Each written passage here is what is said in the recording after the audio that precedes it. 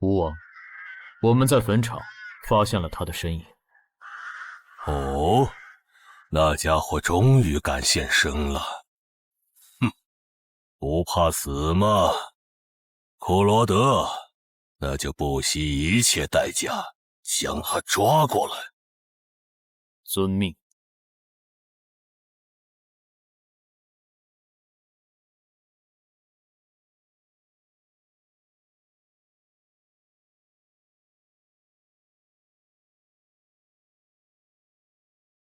是不是打败你，才会放过我？那看来是没谈拢了。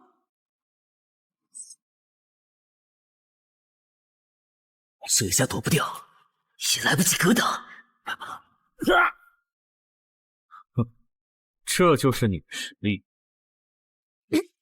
哼，还没分胜负呢。敬酒不吃吃罚酒。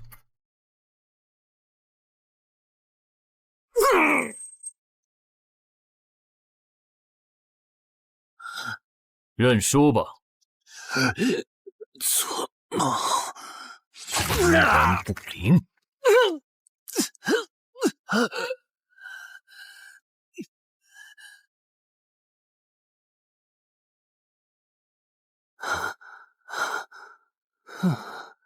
还好只是梦啊！等等，啊！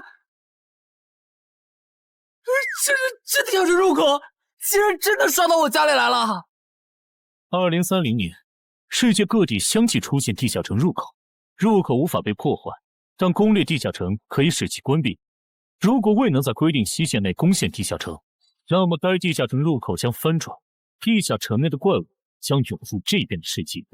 冒险者周刊报道显示，误入地下城并存活的人类将成为冒险者，人均千万富豪。对普通人来说，冒险者就是一步登天的门票。所以你过去3年的冒险家生涯，为你赚取了超5亿的财富。当然，对于刚刚成为传说级冒险家的我来说，这只是个开始。但少有人知道，每一位高等级冒险者的背后，都有许多普通冒险者和无辜平民的牺牲。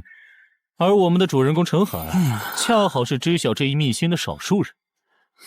你还真是给我出了个大难题啊！能让人一夜暴富的地下城，可对我来说也没啥用啊。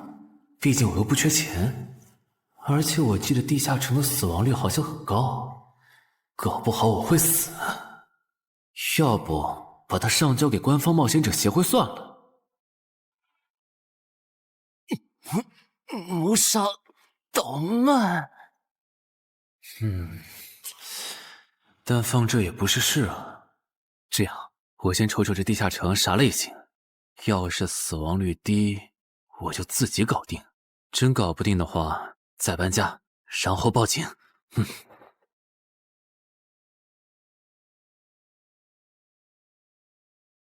嘿，运气不错，是 Level 2的狩猎型入口。地下城入口的等级可以靠入口的规模判断。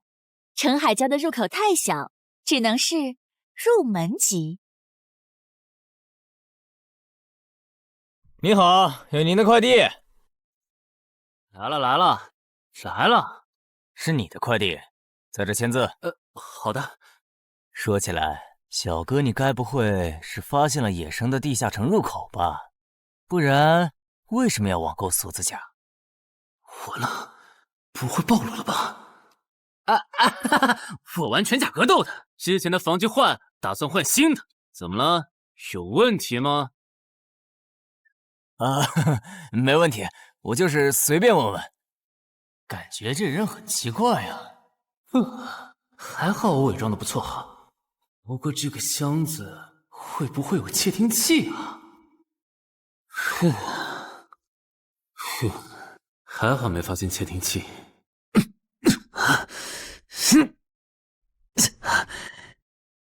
有点重，还有胸口也有一点点闷。走起来倒是不影响，还行。那么出发吧。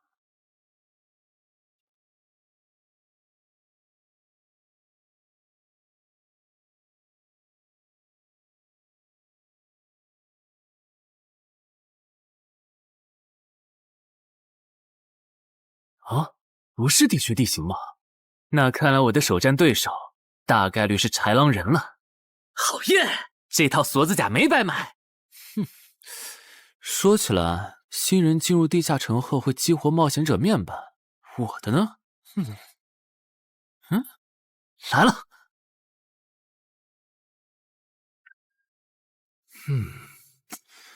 我记得普通人基础属性是10点，8点算弱，14点就很牛了。但智力有16点，真没想到啊！虽然智力和魅力是前期最没用的属性，但16点的智力，就算是协会或者财团内部也不多见吧？膨胀了，膨胀了，冷静冷静，看一下地下城的脱离条件吧。脱离条件：杀死任意一只潮汐鱼人。通关条件是全灭一个潮汐鱼人小队。等一下，为什么是鱼人呢？我水产过敏啊！就不能给我安排点正常的对手吗？啊！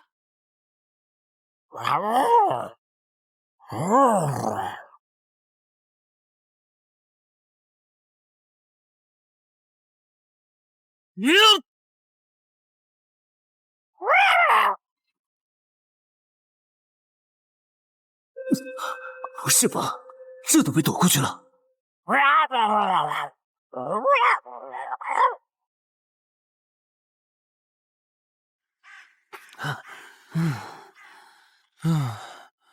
不是，这个地下城的难度标注是不是搞错了？一个落单鱼人就能把我打得差点翻车，如果遇到满编的鱼人小队，我岂不是要就地归西？啊，等级增加了2级，菜鸟！我的称号我与潮汐鱼人五五开，这玩意儿侮辱人是不是啊？算了，今天就到这里。还是等我请个健身私教，把基础属性练上来了，再来挑战这个地下城吧。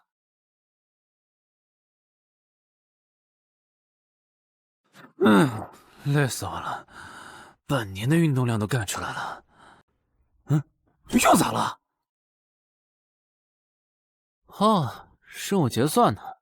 我记得地下城的任务结算好像也能爆出奇物的。嘿嘿嘿，我的要求也不是很高，给我瓶加属性的秘药就行。菜怎么了？谁还不是从菜鸟过来的？气死我了！罢了罢了，有总比没有好。让我看看这个保温杯有啥功能。该物品每天可以凝聚500毫升纯净水，可升级。这垃圾东西谁要啊？气死我了！你好，我预约了安教练。哈，您就是陈海先生吧？安教练已经在 VIP 室等您了，请跟我来。好的。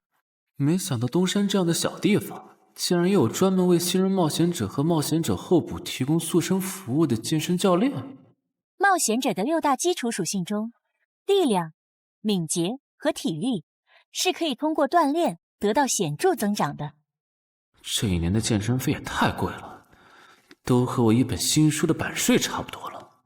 不过只要能让我的身体素质在短时间内得到显著提升，陈海先生，这点钱就花得值。陈海先生，您之前有过健身经历吗？没有。那为什么要花这么多钱请安教练？新手打基础的话，请普通一点的教练就够用了。还是说，陈海先生，你已经成为了新人冒险者，比较赶时间？哼，这旁敲侧击的还真是够直接的。哼，有条件的话，那肯定要请最专业的，以冒险者为目标，普通教练不能算是好的选择。这样啊？我总不能和你说实话吧？那您应该能和安教练聊到一块儿去。嘿，登山市最好的健身教练会是啥样的？好紧张！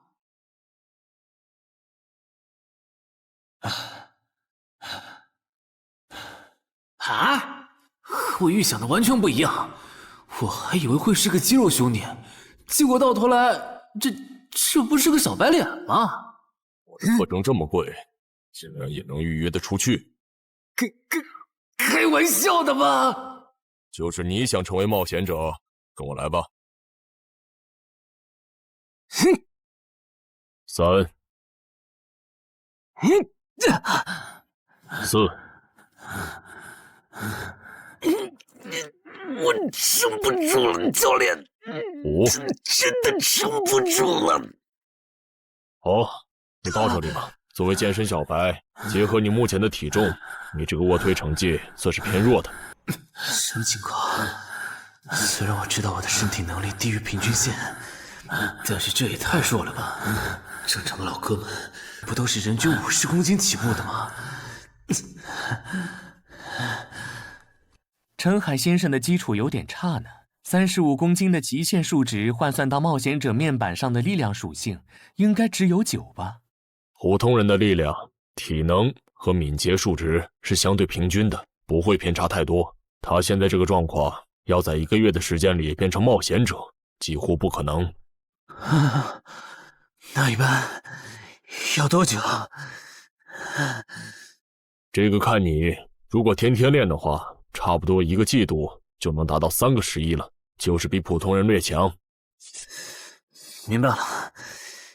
所以办卡吗？那就先办一个季卡吧。我去哪儿交钱？让给我就可以了。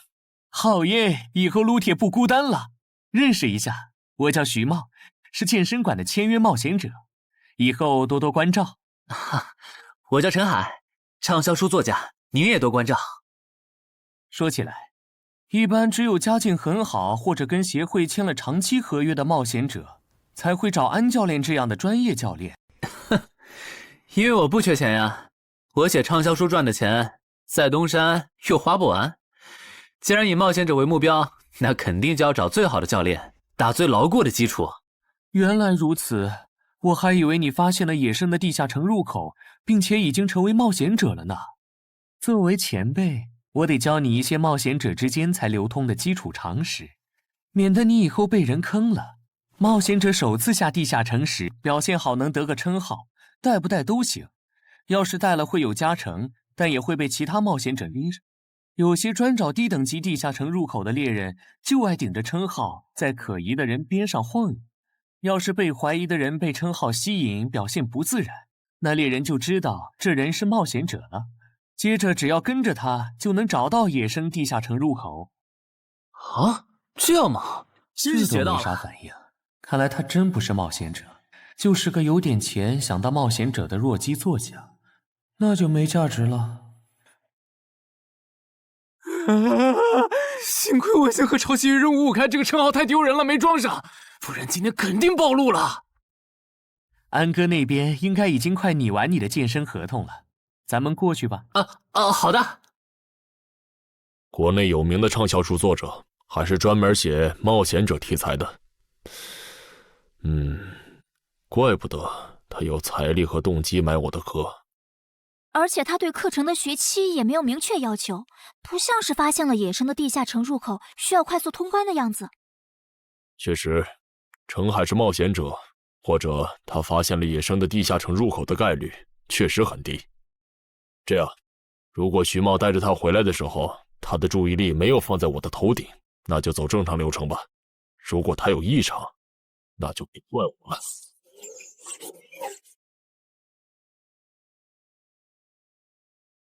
合同拟好了，你看完如果觉得没问题就签吧。好的。喂，不是吧？连健身馆的3A 级教练也……这边。那小子刚才看我的时候表情正常，看上去不像是刚发现地下城入口的小白。徐茂，你没做多余的事吧？怎么会呢？我可是健身馆的签约冒险者。那就没有持续关注的必要了。这份是您的，请收好。等下安教练会带您做体能测试。好。停吧。和我判断的差不多，你的体能也偏弱。接下来的1周，我们主要做力量和体能塑造。明天上午10点来健身馆找我，早饭别吃太油的。没想到国内规模最大的健身机构，竟然会依靠对新人冒险者和冒险者候补的身体塑造业务来钓鱼。如果我今天的演技再差一点，就要被他们吃干抹净了。恐怕全国各地等等，这样看，所有和冒险者沾边的服务应该都有坑，包括我买的锁子甲。还好我当时觉得在同一家店购买防具和兵器的行为有点不打自招，不然网购锁子甲的时候就暴露了。看来我还是低估了冒险者这个职业的潜在风险。得调整一下计划了。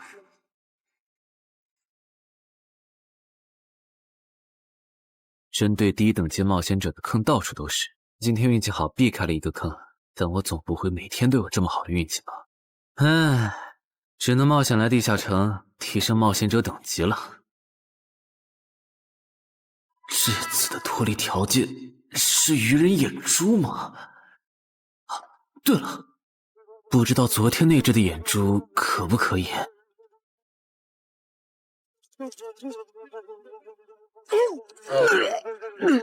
内脏都被啃光了呀！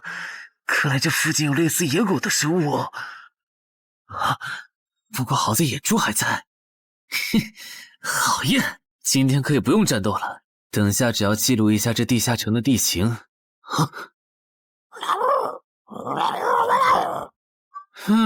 愚人呢？我还以为是什么呢，吓我一跳。只是一只落单愚人的话，我根本一只很好，2只我肯定打不过呀！快润！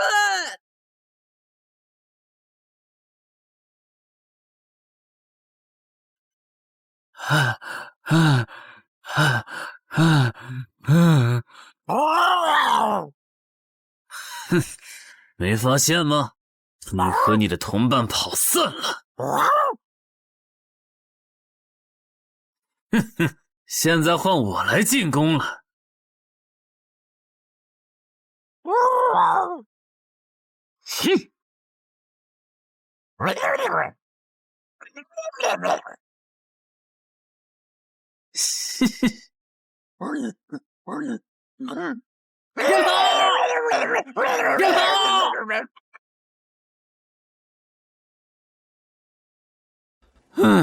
累死我了。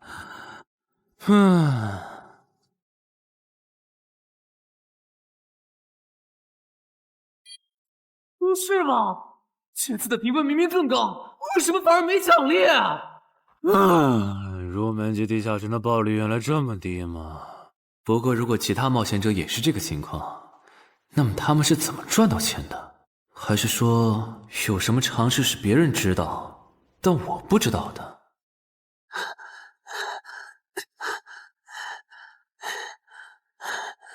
我外出的这几天，他都是这个训练强度。对，如果他能一直保持1个季度下来，力量、敏捷和体质恐怕都能到12。说起来，教练你就没考虑过把他吸收进健身馆吗？你回来之前我就问过了，但被他拒绝了。他想通过黑市的路子成为冒险者，然后当独狼。陈海，你打算今年就成为冒险者？能尽早成为冒险者，肯定要尽早。拖久了，以我的财力恐怕就上不了车了。毕竟时间越往后，冒险者名额的价格也就越贵。倒也是。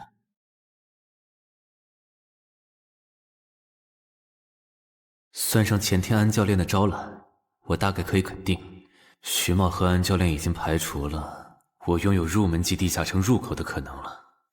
接下来可以找一个合适的时机。发什么呆呢？在想事情？没，可能是太累了，有点走神。对了，截止到现在，你的前期投入都赚回来了吗？还早着呢，照现在这进度，起码得等我到11级才有可能回本。为什么是11级以后？因为1到5级的冒险者挺好混的，有老手带着，完成任务就能撤退，死亡率极低。没想法的就可以这么混等级。而6到10级后，任务变难了，怪物的情报就值钱了。上阶段的混子在这阶段就去收集情报，死亡率虽然变高了，但还能接着混。只有到了11级，地下城的难度提升到混都没法混的时候，才是我这种冒险者开始盈利的时候。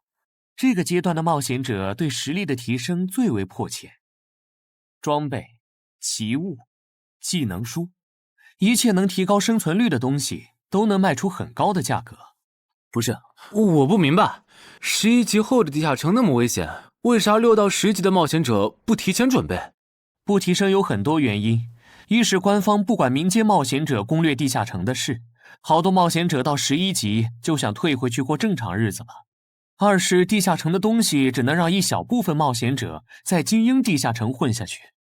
11到15级赚得多，但风险也大，而6到10级有人光靠收集情报和做后勤就能回本了，所以他们也就没必要冒着生命风险去11到15级这个阶段打拼了。原来如此，所以冒险者在6级，不，在更早前就已经完成分流了。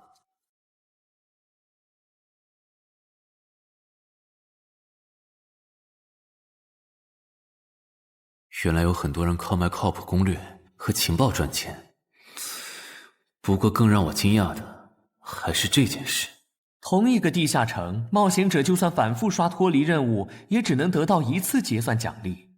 这样看，这个地下城入口能为我带来的价值，就只有通关奖励，以及将普通人转化为冒险者这2点了。我还是尽量单刷这个地下城，先用徐茂教我的方法收集情报为主，然后再考虑要不要继续当冒险者了。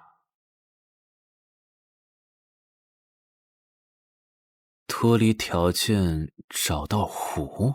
啊，这次的脱离任务竟然不需要战斗，还好买了一架无人机做辅助，不然纯靠人力搜索找湖肯定是个大工程。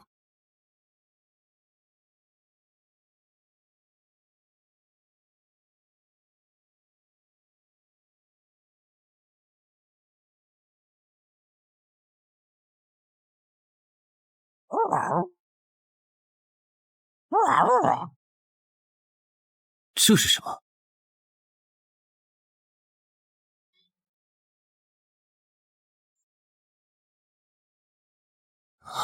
刚才那个应该是鱼人吧？虽然外形和气场和我之前遇到的鱼人有很大差别，但他应该也是鱼人，只不过等级应该更高。算了，先不管他。等我完成了脱离任务，再回来找那只橘红色鱼人。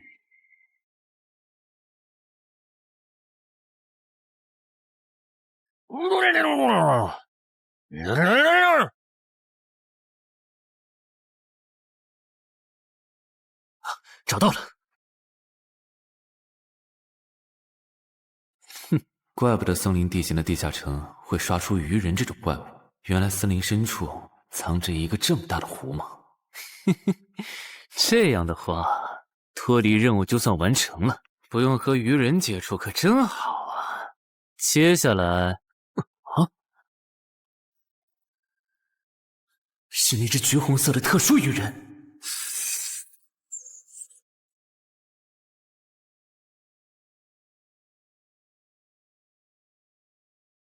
幸亏我刚刚反应快，不然可就重伤了。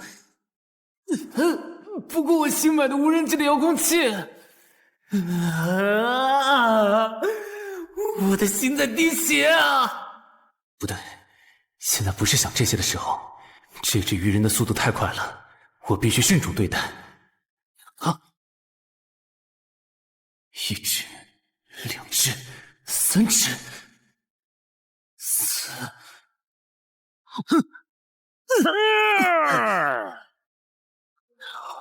好险！如果不是穿了锁子甲，我这条胳膊估计就废了。这家伙，真的是新手级冒险者会遇到的对手吗？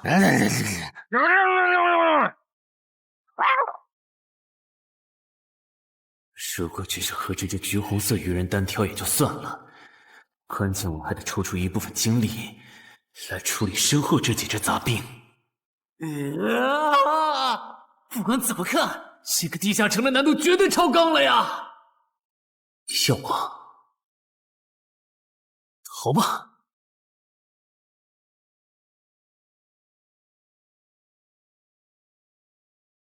我说全岁，你这样很像是在虐尸出气。有吗？归根结底，还不是这只哥布林太弱了，扛不下我的拳头。能扛住才怪呢！你这样的怪物在入门级地下城里，怎么可能会遇到对手嘛？有的哦。如果我能遇到传说中的 bug， 只要能从他们手底下活下来，我就能拿到补偿奖励奇物升级券。到时候我成为传说级冒险者，就更有戏了。奇物升级券和它的获取方式，无论怎么看，都只是博人眼球的谣言吧。脱离通关任务重置了，在高战力异常鱼人个体的追杀下活过3分钟，任务完成后将得到额外补偿，奇物升级券。不是吧？我都准备逃命了，你给我整这个，要玩死我吗？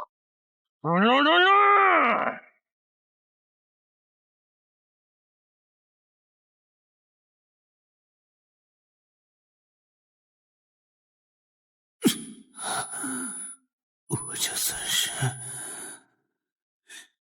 必胜绝路了吧？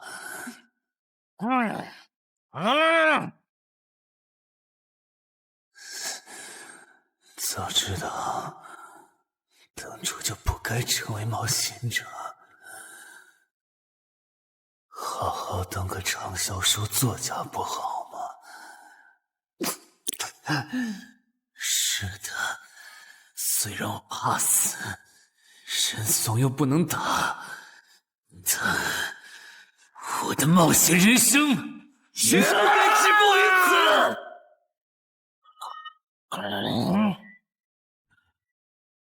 想想，我现在还有什么牌？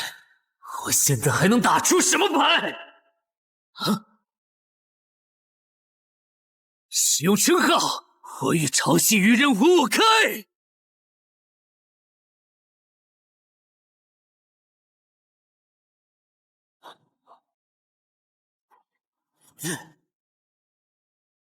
身体变轻盈，力量也变强了一点。不止如此，这些鱼人的动作也变得迟缓了许多。我的动态视力也加强了吗？能行，现在的我能行。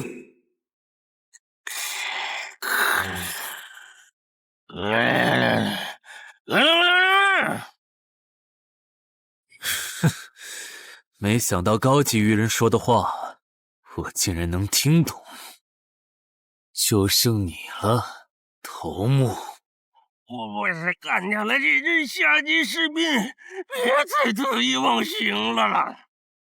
我知道的，即使身体能力获得了大幅度提升，穿上这一层锁子甲的我，依然不具备能和这只橘红色鱼人拼速度的可能。机会只有一次，对方的进攻方式、路线和目标都已确定，我要做的就是舍弃头部的防御，用它做诱饵，争取到一次以伤换伤，重创对方的机会。如果这一次机会我没有把握住，那么吃到教训的他必然不会再给我翻盘的机会了。这种生死皆在一瞬间的体验，真让人血脉喷张，沉醉其中无法自拔。就是现在！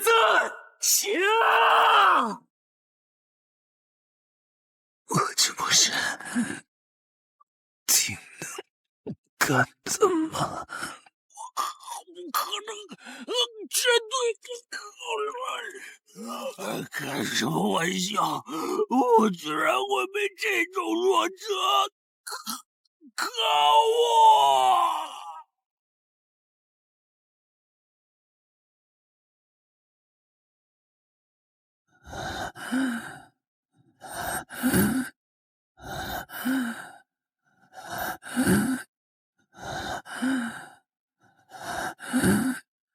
这下总不能还判定我是菜鸟了吧？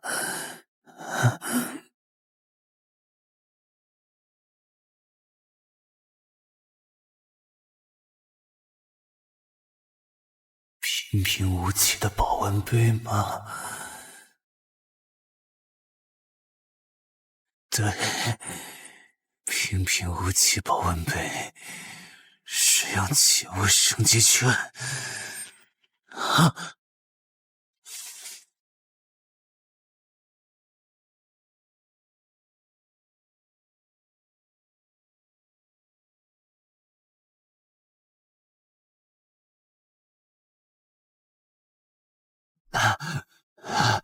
活过来了！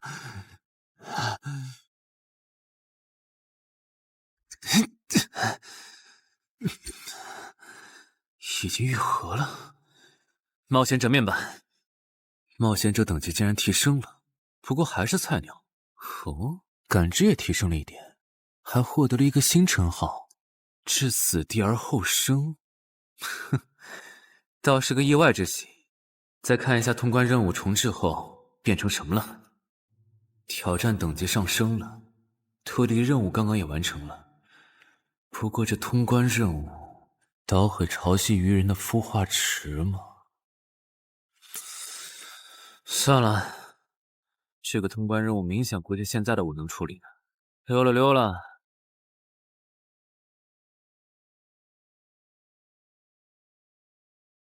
嗯，是错觉？怎么感觉这个地下城入口变大了？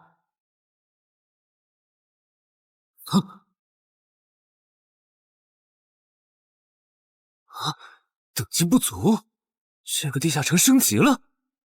这么看来，我刚才完成的脱离任务，其实来自更高等级的地下城。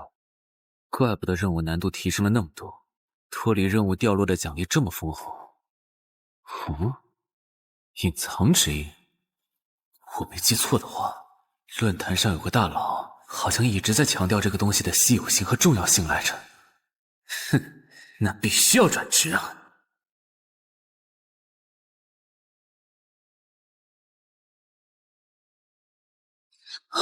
什么情况？感知竟然提升了，死亡行者也算是新职业了。越接近死亡的话，属性点提升就越大，可以1至4。刚刚是啥玩意儿？我家，这就是感知16以后的世界吗？即使闭上双眼，我的大脑依旧能够准确勾勒出客厅每一角。真不敢想象，20点感知的人类眼中的世界又会是什么样子。说起来，我与潮汐鱼人555开这个称号的效果，刚刚在地下城已经体验过了。这个至死地而后生的称号，效果又会是什么呢？被逼入绝境以后，就能得到力量、敏捷、感知，每个加4点的加成。这个称号的触发条件和死亡行者的触发条件差不多哎。等等，也就是说，死亡行者搭配至死地而后生，极端条件下可以给我带来8力量、8敏捷、9感知的提升。哈哈哈哈，这也太超模了吧！胆子再大一点，以后遇到打不过的敌人，我完全可以靠自残触发效果让属性提升。等干掉敌人以后，再用稀奇古怪的回血药水把状态拉回来。而且回血药水的用处也不止于此，有了它，我再也不用担心健身过度肌肉拉伤了。反正每天都能回一次血，完全可以想怎么练就怎么练。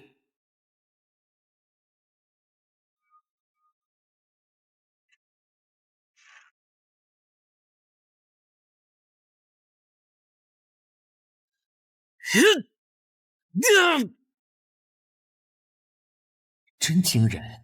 只用了不到2个月，就达到了正常人要用1年才能取得的成果，至少有16，甚至都有可能17或者18了。陈海还在练呢。啊，恭喜啊！你现在的力量、敏捷应该已经到达12点了。以你现在的身体素质，准备充分的话，是完全有能力完成新手级地下城的脱离任务的。真的不考虑加入健身馆，成为这边的签约冒险者吗？我可不想当一个会被合约束缚的冒险者。那真是太可惜了，我还以为能和你成为同事，以后一起攻略地下城呢。不是同事，也能一起攻略地下城啊。对了，我打算从散人手里购买冒险者名额，这方面你有什么忠告吗？忠告吗？不是同事，也能一起攻略地下城啊。对了，我打算从散人手里购买冒险者名额，这方面你有什么忠告吗？忠告吗？那我推荐你去找散人联合。散人联合？我没记错的话，他们好像是国内最大的散人集团吧？对，如果你想走黑市的路子，购买冒险者名额，那么我只推荐你选择由散人联合提供担保，或者他们自营的低等级地下城入口。为什么？我感觉找独狼冒险者明显更好啊，省钱又省力。因为涉及到冒险者名额买卖，无论买方还是卖方，其实都存在巨大的交易风险。卖家怕遇到伪装成萌新的入口猎人，买家怕交了钱对方不办事。但有散人联合的介入就不一样了，虽然他们的佣金很高，但是作为冒险者资格、地下城相关产出生意的龙头，他们为买卖双方提供的契约书还是很值得信赖的。原来如此。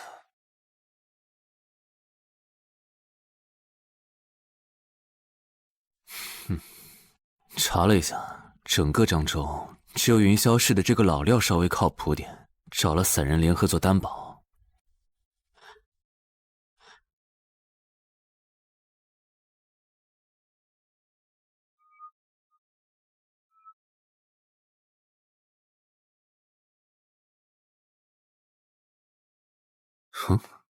这边，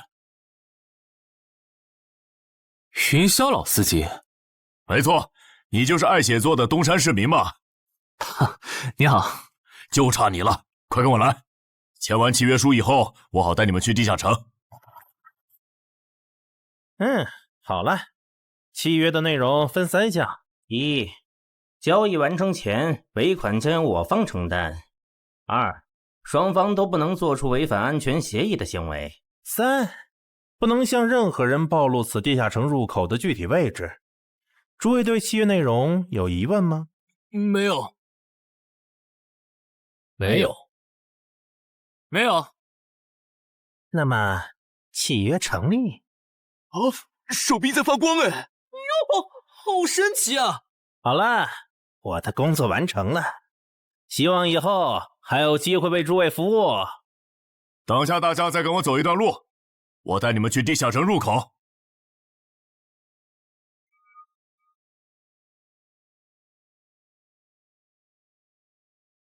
这个地下城入口的位置确实隐蔽，难怪没有被官方和云霄市的资本发现。好了，大家排好队，按顺序进入。我先走一步，给大家带路。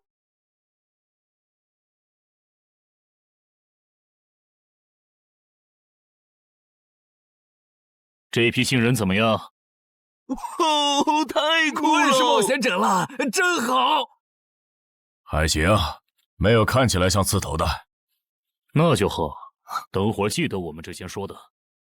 卖家原来有2位吗？好了，大伙儿看向我这里，学着我的样子对空气喊：冒险者面板！冒险者面板！大家可以在冒险者面板的个人信息栏查看到自己的基础属性，往下滑动，可以在任务栏查询任务。不是吧？我的基础属性原来这么低的吗？冒险者面板上的内容只有冒险者本人才能看到，所以不用担心个人信息暴露的问题哈。麻烦大家把你们的脱离任务报一下，我这边做一个整理。任务吗？女妖？这个物种，论坛的入门级地下城怪物图鉴里好像没有。这个地下城有问题。这个地下城该不会和我家里的那个一样，存在某种致命的设定吧？基于幸存者偏差，如果一个入门级地下城的怪物没有被收录进论坛的新手常见怪物图鉴，那只有2种可能：要么它确实很罕见，要么就是遇到它的冒险者基本都死在地下城里了。警告！警告！此人违反了安全条例，未说出正确的脱离任务。那个眼镜男说谎了？不是吧？这才哪儿到哪儿啊？就有人触发安全条例了？你听我解释，肯定是他出 bug 了。契约师的契约当然不是绝对的，但对你这样的菜鸟来说，它是不会出问题的。你的脱离任务绝对不是采集高价值草药，你骗了我们。他刚进冒险者圈子，不懂规矩，做错事也情有可原。您大人有大量，再给次机会嘛，是不是啊？对，再给我次机会吧。下不为例。大家再说一遍自己的脱离任务哈，这次别搞错了。我的任务是找到湖中女妖，我是聆听女妖之声。我的是凝视女妖10秒。我的也是找到女妖。接下来我会带大家去女妖出没的林中湖泊，大家跟紧一点，别掉队哈。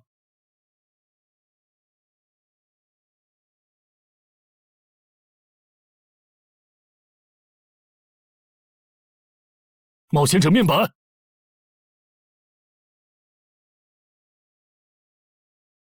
哎，他在干嘛？呼唤湖中女妖。他怎么知道这样做可以召唤湖中女妖的？这就涉及到商业机密了。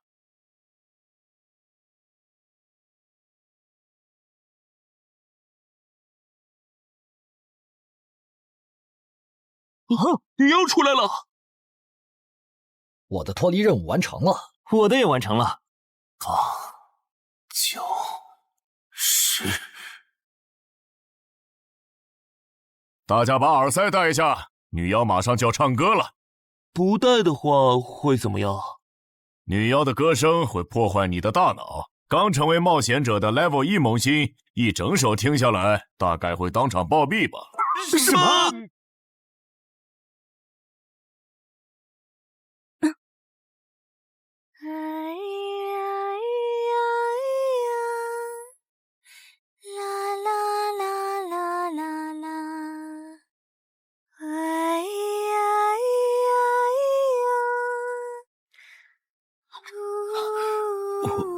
刘备醒了，就听了这一小会儿嘛。还好我戴了耳塞，歌声听得不真切，不然恐怕已经死掉了。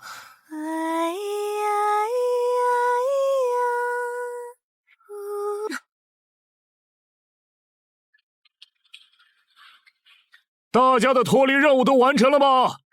都做完了，那咱们就原路折返回去了哈。搞笑，让我们原路返回？来之前我已经查过了，地下城里的植物和矿产都是很值钱的。你这么急着赶我们走，不会是想要独吞这个地下城的产出吧？我们可是付了钱的，为什么不能在这个地下城采集高价值草药和矿产来回血？等一下，咱们的契约书里可没有这条。但也没有不准我们完成脱离任务后采集高价值草药和矿产的条例吧？原来冒险者还可以在地下城内采集草药和矿产的吗？你不知道吗？其实大部分冒险者并不具备通关能力的，他们主要的盈利方式就是搬运地下城内的物资和收集怪物情报。你是觉得脱离任务已经完成了，我们又碍于契约不能对你出手，所以可以发难了是吗？不然呢？真是笨蛋呢。但有一点你没考虑到，那就是我并没有和你们签订契约啊。哼，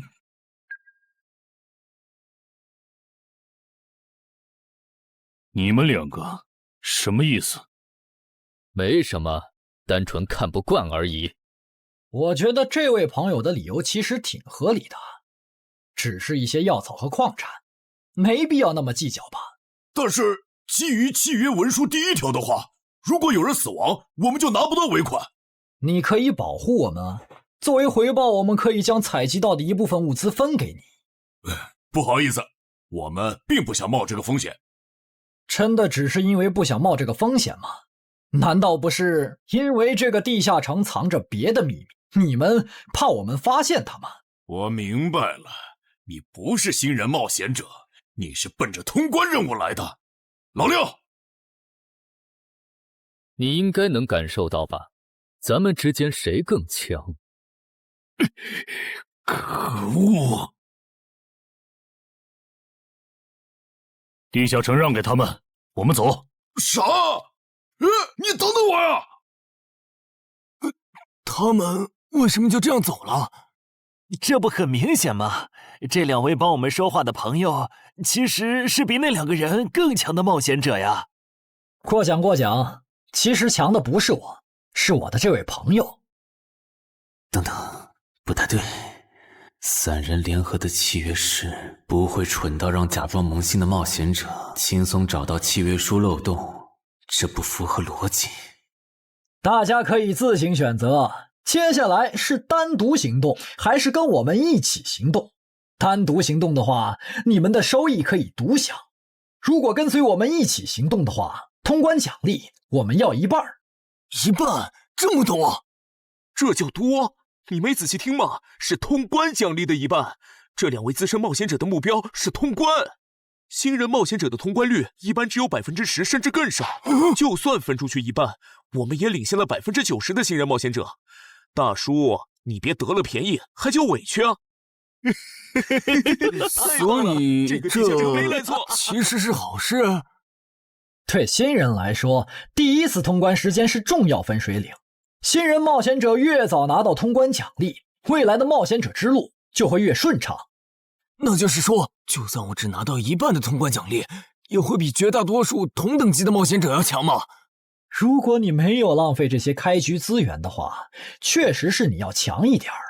请让我也加入你们，也包括我。我也要。那帮没良心的，签契约书前都说好了，只涉及脱离任务，其他不包的。任务一完成，他们就变脸了。差不多得了，都走了这么远，他们不可能再跟着了，你不用演了。哦，不过你这次演技提高了不少嘛。刚才我一度以为你打不过那个顶着战斗专家称号的冒险者来着。我确实打不过他啊，不过他也很忌惮我就是了，要不然不会用劝退的方式赶我走。原来如此，那你觉得他们能通关吗？可能性太低，个人判断，这批冒险者里最多只有1到2个幸运儿能活着走出这个地下城。什么嘛，这不就和之前的几次一样了吗？真没意思。哇，酷哎！既然大家已经决定联手通关，那我也不藏着掖着了。我能够为认同我、信赖我的队友带来一点基础属性的随机增幅。他说的是真的，我的力量加了1点，我加的是感知，我的也增加了，体力涨了1点。原来团队领袖这个称号是用来提升自己的队友啊，还怪好用的。我这边还有一个问题，我们现在只知道口琴声能召唤女妖，并不知道其他的召唤方法。女妖要是一直躲在湖里，大家的通关任务就没法完成。这不是问题，我的称号可以让我强制激怒指定目标，被激怒者将减少2点智力，变得冲动易怒。他也是冒险者吗？至于建立强制对话的方法，只要引起对方的注意就可以了。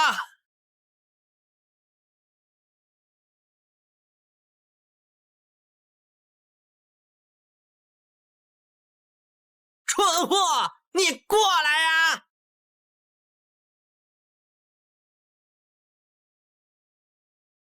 成功了，他被我激怒了。剩下的交给我吧。大家散开，让战斗专家来先试女妖，其他人换成挡塞，在外围找机会。死！传过去了。开什么玩笑？竟然是灵体！啊！等一下！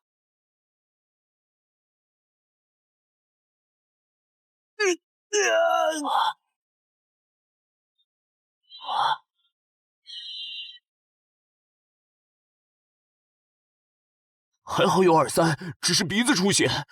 不是吧？这个女妖原来是个幽魂！娘，有把握吗？有，但是会比较费时间。上一个地下城刷出来的僧侣之拳应该会有效，但熟练度还没上去，打起来会很慢。慢就慢了，这只女妖应该没有其他攻击手段，对我们的威胁很小。我有预感，这个地下城的通关奖励会非常丰厚。哼，愚蠢的选择。等等，你先别走。不是吧？10万个人里都不一定能出一个的感知16点的人，竟然让我……你为什么觉得他们的选择是有问题的？使用称号，他们当我不存在。真晦气！喂，你搁这对空气自言自语什么呢？不是，我刚才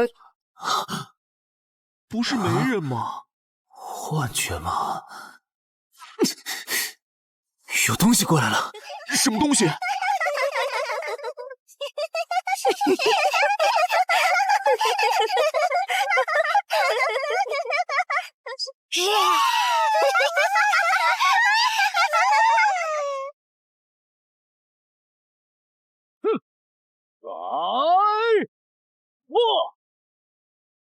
有效果了！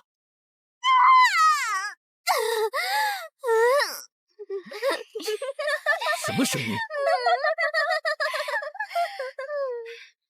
我们搞错了，这个地下城不止一个女妖，那2个卖家没安好心。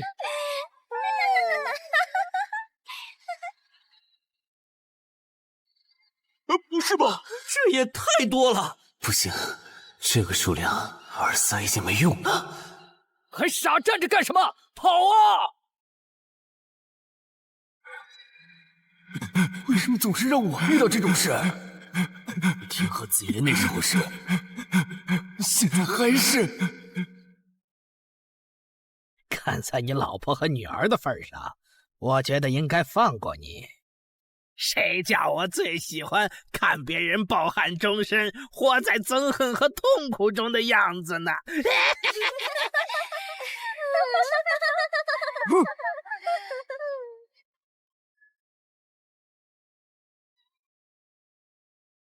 你们以为我是谁？给我滚开！妈妈，我错了。来呀，也不怕你们！来呀！被摆了一道啊！怪不得那2个入口持有者的契约没限制3级以上冒险者进来，原来是想引4到5级的冒险者来通关。等我们团灭后，就进来捡我们的通关奖励，真是好算计。关于如何杀死这些女妖，你有建议吗？这声音，有建议就赶紧说。女妖不光靠声音攻击，还有别的攻击手段。我费了听觉才勉强躲过第1轮奸笑。你是爱喜做的东山市民？对，真是看走眼了。没想到你一介新人竟然比我们这些老手反应还快。但是你不是听觉被废了吗？怎么还能听到我说话？哦，我感知16，可以读唇。原来如此，这个地下城我认为是无解的。那些女妖能免疫一切物理攻击，老实说，这根本就不是正常4到5级的冒险者小队能处理的。哦，所以你也没有办法？还有一个办法，除了僧侣之拳，阿良还有一名被僧侣祝福过的神油，涂抹长剑后，应该也能伤到那些女妖。不过，这也就给你能伤到他们的力量。我不信新手冒险者能从这么多幽灵的围攻里杀出去。但总不能坐以待毙吧？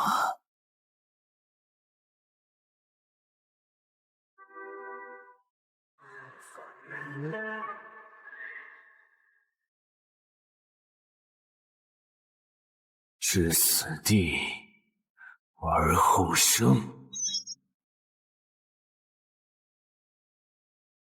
能听到吗？我问过你的同伴了，他跟我说，要通关必须从你那里拿到对僧侣祝福过的神油。通关吗？能帮我拿一下吗？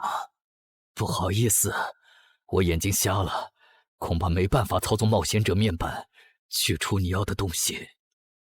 这样啊？不过我还有一个办法可以让你得到它。什么办法？你干什么？就是以死后掉落的形式让你获取。其实我也不是非要那管油杀人夺宝不可。20点的敏捷足够我甩开女妖逃出地下城了。我就是想试试能不能通关。虽然无论怎样，你都不可能活下来。喂，真的很吵啊！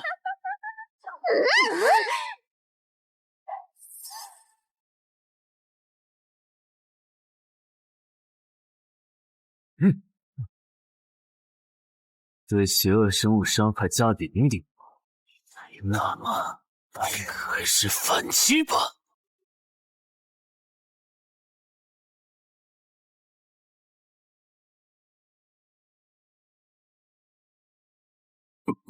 好像有人从里面走出来了。哪有人啊？你看错了吧？不是，我真感觉到了。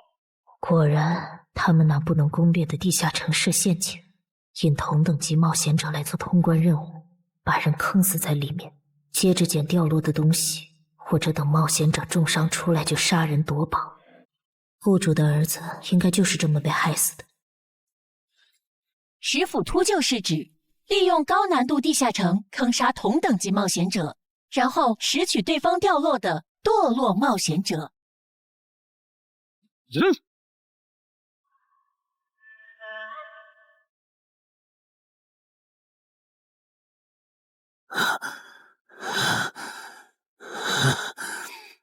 好险！如果再多几只女妖，我恐怕就要被逼出回血药水这个底牌了。啊！您的绝妙操作取悦了路过的死亡主宰，得到其恩赐，亡灵亦不能杀死我。该恩赐可以使您豁免一次来自亡灵生物的死亡判定，免疫一次来自亡灵生物的死亡判定。好霸道的额外奖励！额外奖励都这么丰厚了，合并结算的奖励还高于单独结算，那么肯定要合并啊！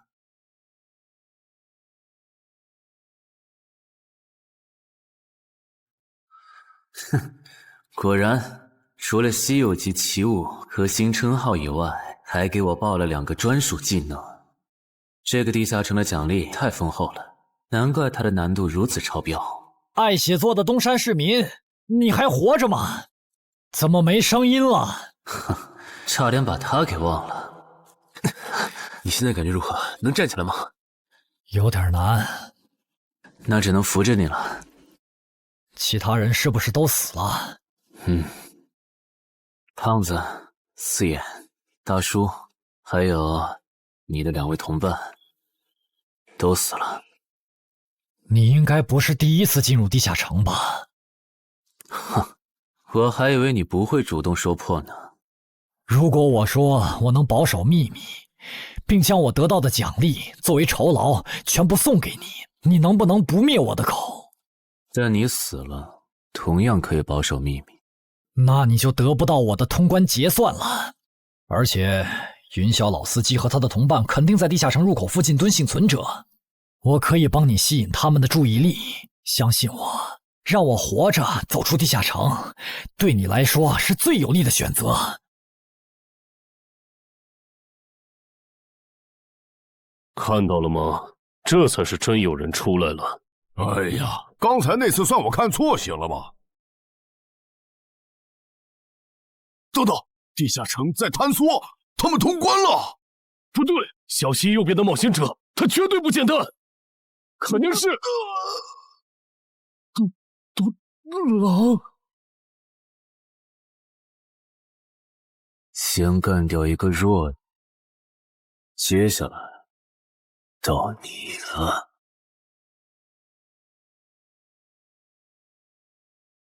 宗山市民，你好大的胆子！不是吧，不是吧？不会真有人觉得自己坑完人不会被报复吧？呵呵，这么霸道的吗？闭嘴！哎呀，我好怕呀！你这家伙找死！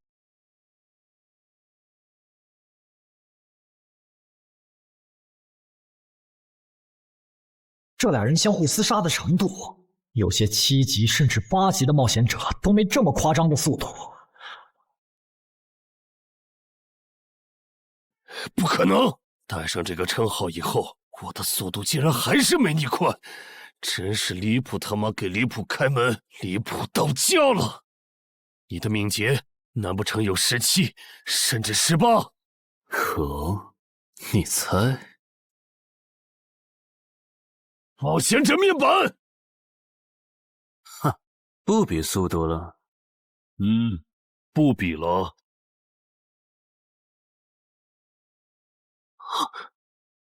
这本来是为那个战斗专家准备的，不过给你也没差了。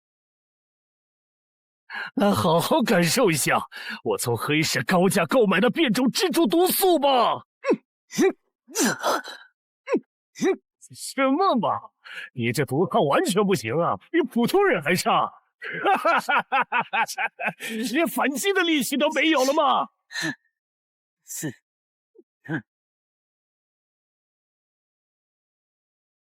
太慢了，太慢了！你这样是伤不到我的。哼，蜘蛛毒，这就是你为我们准备的手段？怎么样，喜欢吗？作为7级地下城蜘蛛滴血的特殊产出，可以极大的削弱低等级冒险者的力量、速度和体力。迄今为止，因为他而败在我手上的5级冒险者已经有4个了，而你将会是第5个。然后呢？你应该不只准备了这点手段吧？全都亮出来吧！哼，不会吧？难道这就是你的全部了？当然不止这些。佩戴了毒素携带者称号的我，呼出去的气体、身上的汗液和血管里的血都是带毒的。和我僵持的越久，你中的毒就越深。这战术太吓人了，在6级以下几乎是无解的。我明白了。是我高看你了，我还以为你藏着什么大招呢。关闭技能，与死亡共舞。不可能！你怎么还有这么快的速度？你猜？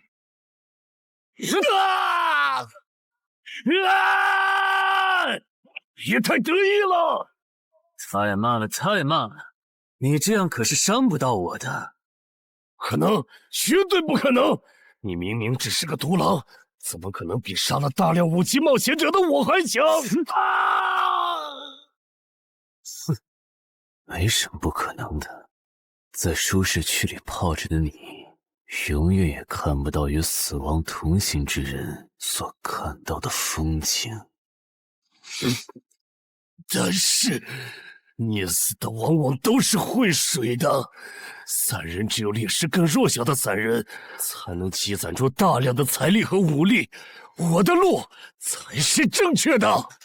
对普通人来说，或许你才是对的。不过，在我看来，与死亡同行之人，如果走到了极致的话，未必不能超越死亡。不是吧？那么强的人，竟然这么轻易的被……啊！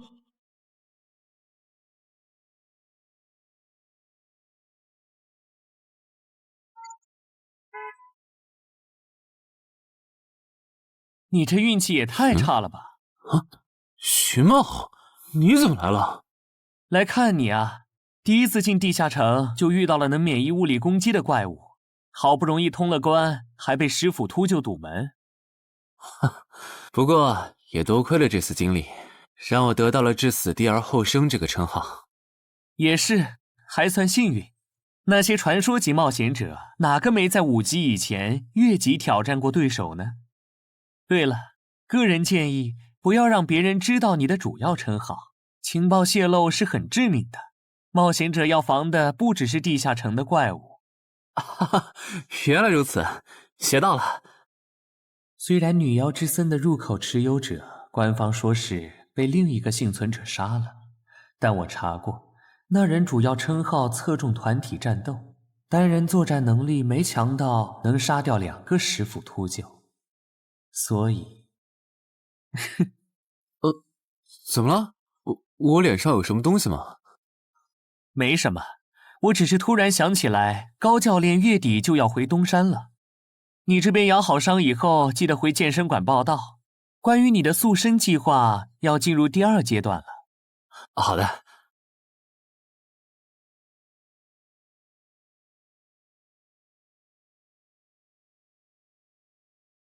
你不打算做攻略型冒险者了？没错，这次地下城经历让我明白，我没当传说级冒险者的本事。与其在这阶段的地下城拼命，还不如到6到10级的地下城多弄点钱，然后就隐退。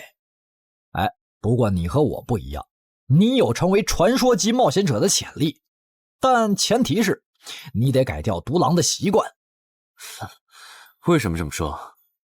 独狼玩法在10级前的地下城能提高任务结算评分，多拿奇物、称号和技能，但11级到15级的地下城难度大增，光靠个人根本过不去。如果你想成为传说级冒险者，10级前就得组建自己的攻略团队，不然在11级到15级时，要么会掉队，要么就会被官方财团收编，就没机会再往上提升了。团队嘛，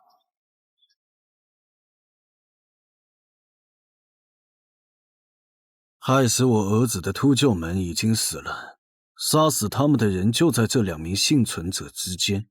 你认为谁才是帮我儿子报仇的恩人？他。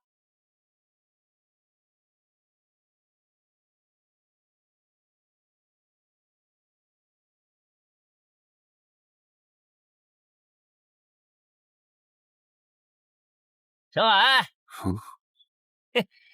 你就是女妖之森的通关者陈海吧？我们对你在女妖之森得到的通关掉落很感兴趣，你开个价吧。不卖。他说不卖，他不会真的以为我们是在跟他商量吧？那我换种说法，把你在女妖之森得到的东西交出来，立刻马上，不然有你好看。你们在干什么？不许骚扰我们医院的病人，走开！烦人的家伙来了，哥，我们走。切，真晦气。下次他们再来骚扰你，你就来找我。我哥哥是10级冒险者，他们不敢惹我。谢谢。不，该说谢谢的人是我。我的好朋友死在了女妖之森。银河王先生攻略了这个地下城，还铲除了用它钓鱼害人的秃鹫。原来还有这么一层关系啊！我和我死去朋友的家人都很感激你。总之，这是地下城暴走后的随机拉人现象啊！还会拉我啊！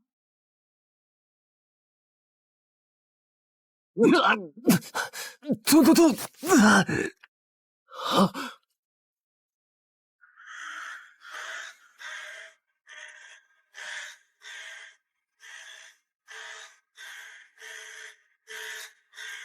大家不要惊慌，我们只是被拉入了翻转后的入门级地下城。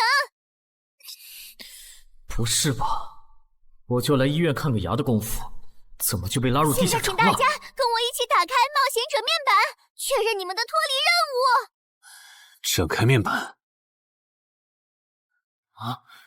5级的生存类地下城，哇，这次可能要死很多人。什么？云霄市医院发生入门级地下城翻转现象，有20人因此凭空消失。周德也在这20个人里。情况如何？失踪人员名单已经整理出来了。被卷入地下城的一般民众有17人，冒险者3人。我们还找到了失控的地下城入口。不过什么？你的脱离任务和通关任务是什么？消灭10具骷髅士兵，存活1小时。你的呢？我的也是。那看来大家都一样。老弟，咱们的脱离任务难度和他们的不一样啊。还有那个叫陈海的小子也被拉进了这个地下城。正常，生存类地下城的脱离任务是根据挑战者实力的强弱划分的。至于那个叫陈海的，等咱们做完了脱离任务再去找他。那个，大家听我说，这个地下城非常危险，请大家捡起地上的兵器，3到5个人为一组，凑齐脱离条件以后，尽快离开吧。完成脱离任务以后赶紧离开，你算老几啊？在这指挥本大爷？说不定是人家想把咱们忽悠走了以后，独吞地下城的宝藏呢。不是，这个地下城真的很危险。这俩蠢货脑子有坑吧？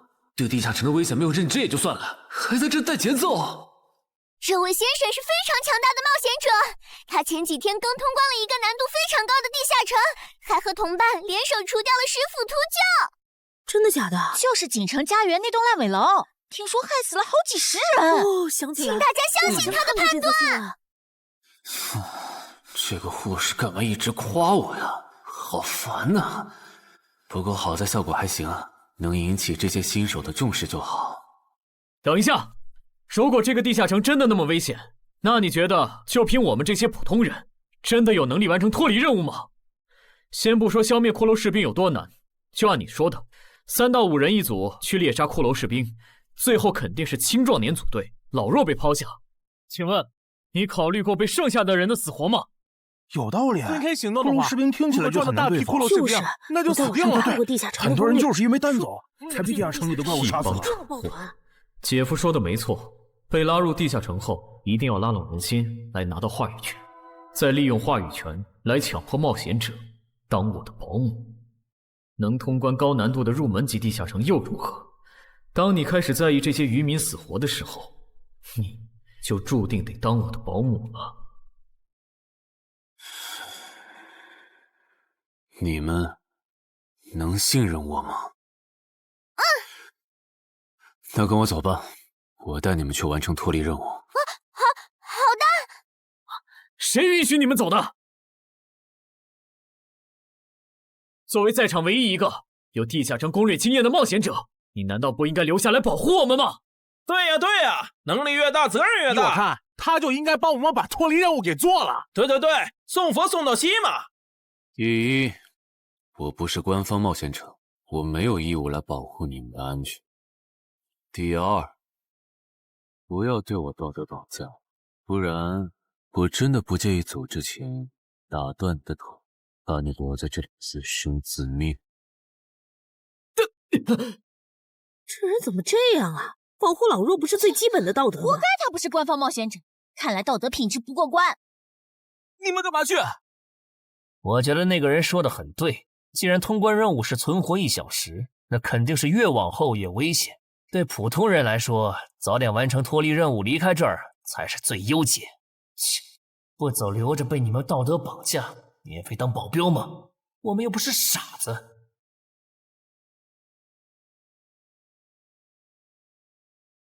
怎么是他？这个地下城有什么问题吗，尚科长？这个地下城最大的问题在于，接下来的1个小时，能有几个人活着走出来？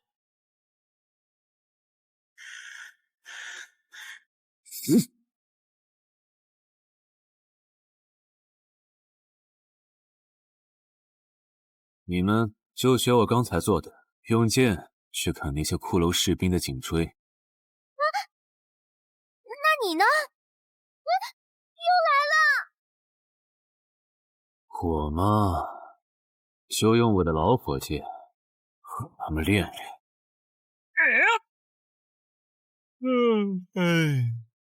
打完这批记得换班啊，老哥。好嘞。骷髅士兵不刷新了，看来并不是无限的。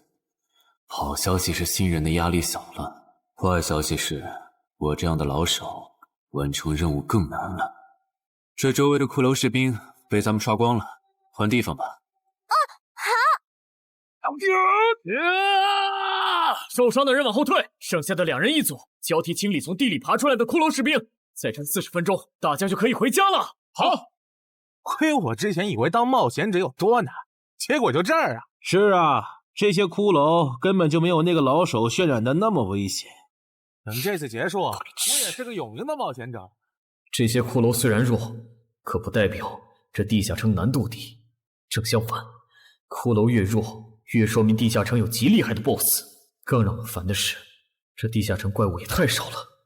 虽然我以老弱不宜参战为由，劝退了近半的冒险者，但是分到我这的怪物才4个。最后10分钟，这地下城难度肯定飙升。要是接下来10分钟都没有新的骷髅士兵刷出来，我就得自己想法子凑够剩下的6个骷髅士兵了。脱离任务做完了。你呢？嗯。还差几个？8个。把机会都让给他了吗？那你先回去吧，我们继续刷骷髅。等做完脱离任务以后，咱们3个在外面集合。10年来没有一个人通关。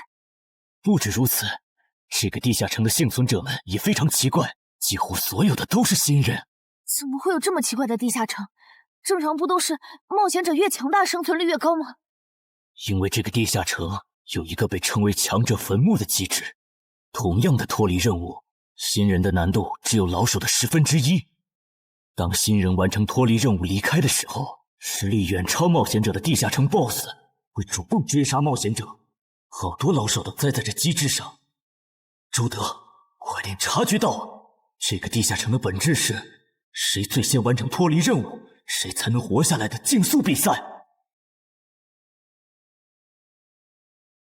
好心的冒险者哥哥，护士姐姐，再见。拜拜，再见。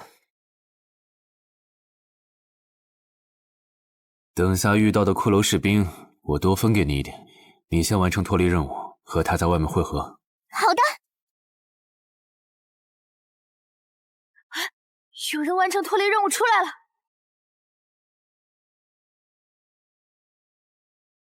怎么是小孩子？有人离开这个地下城了。这个第2阶段是什么意思？原来是这么回事吗？这个地下城的本质是竞速。吕明、王志勇，你们2个跟我来。老弟，有个人完成脱离任务离开了，是不是那个叫陈海的人呢？不可能，先不说他还带着2个累赘，光冒险者们要杀的100个骷髅士兵就不好找。那会是谁呢？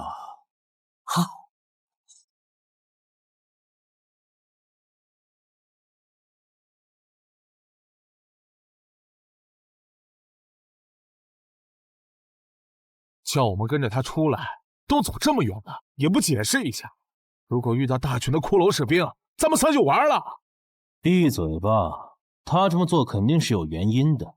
你没注意到吗？他是看到任务栏变更以后才叫我们出来的。恐怕他比我们更清楚这个地下城发生了什么。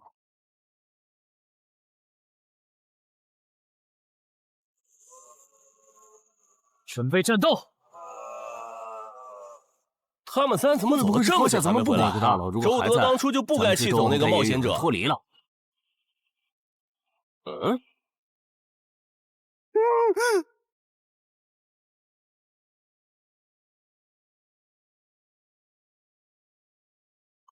周德、吕明，你们2个王八蛋，居然拿我当挡箭牌，用完就丢！我们这2个小人！你还差几个？3个。那快了，我们再找些小股的骷髅士兵杀，应该能赶上。等等，不对劲，幸存者的数量在减少，营地那边出事了。说什么？陈海哥，这阶段是什么意思啊？哼，可能是难度提升，接下来会出现更强的怪物的意思吧。这个你别管。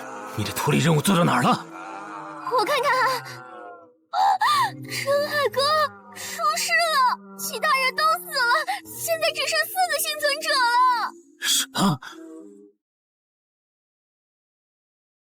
左二，右二，去左。都说了，是这个地下城的 BOSS 降临了，要想活命，必须就地折返。在 BOSS 找到我们之前，完成脱离任务。别开玩笑了，就咱们2个人，怎么可能在那么多骷髅士兵的围攻下完成脱离任务？王之勇在的时候都做不到。听不懂人话吗？我们已经没有时间去找骷髅士兵了。还差右二。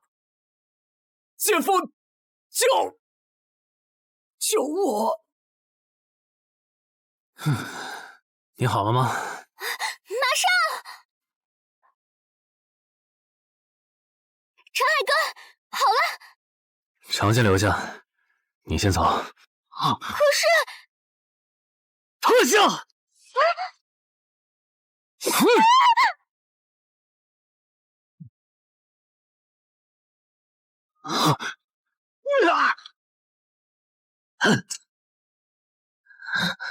好强！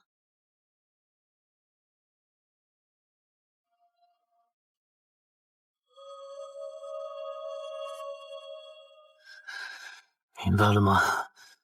你留下来只会碍事。我知道了，我去外面等你，你一定要活下来。好了，现在只剩下咱们2个，我猜你是不会放我走的，最多。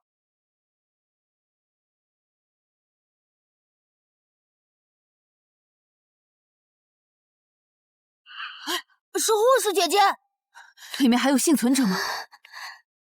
有，但是陈海先生他……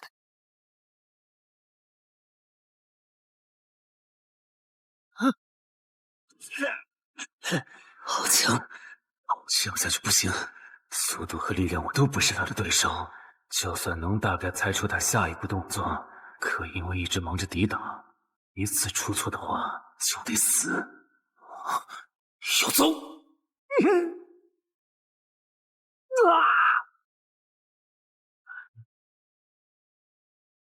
这么巨大的实力差，你还能跟我过几招？在我这儿撑这么久，了不起！怎么好像在跟我说话？不对，现在不是该思考这些的时候。想一想，再想一下，到底该怎么做，我才能活下来？没戏了，把这边的情况汇总给漳州吧。就说云霄市医院地下城暴走事件，17名普通市民卷入，仅2名幸存，3名低等级冒险者卷入，无一生还。你在说什么？不是还没到时间吗？这才过去5分钟。就是。我能理解2位的心情，但是请不要再做不切实际的幻想了。这个地下城里的 BOSS， 就算是9级的我，也没有把握面对他能存活15分钟。你要等的人，哪怕是5级冒险者中的佼佼者，最多也就能坚持5分钟。你从地下城出来到现在都过去5分钟了，他还是没有脱离地下城，这意味着什么？你应该清楚吧？怎么这样？如果不是因为我们拖累了他的进度，护士姐姐，陈海先生肯定能活着离开这个地下城。都是因为我们。是啊，全都是因为你们。如果没有那个多管闲事的冒险者帮你俩完成脱离任务，周德才是最有可能活着离开这个地下城的人。我出去冷静一下，这2个新人的登记工作交给你了。那这个地下城入口怎么办？人都死光后，入口会在半小时内关闭，接着随机出现在世界某个地方。当然，如果你实在不放心，也可以盯到最后。好吧。你合格了。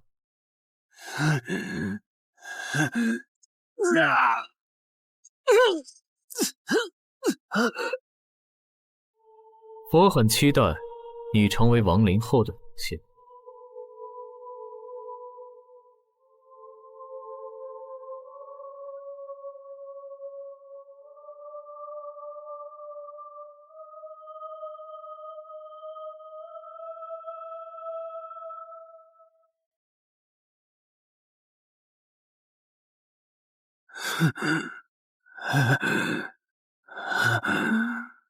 都赢了。对这个 BOSS 来说，完整的我更有价值。在他回来之前，使用死亡主宰的恩赐。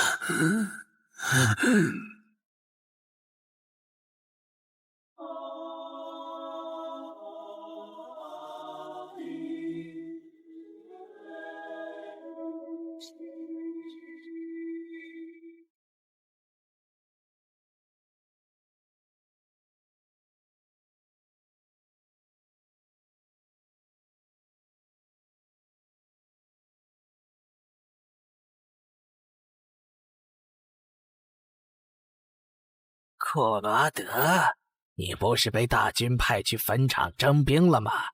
怎么回来了？切，白跑一趟！我还以为是谁激活了骸骨大军发出去的晚宴邀请函呢。我发现了一个有资格成为我们同僚的新人，让他从零开始太浪费了。我打算让大军把他变为预备役。同僚，坟场的冒险者最高才5级，这阶段的新人连合适的职业和称号都没确定，你就肯定他能跟咱一样成为传奇？他已经找到了合适他的职业和称号。这次真的太险了，如果不是那家伙主动走了，就算再给我一条命，我也完全没机会。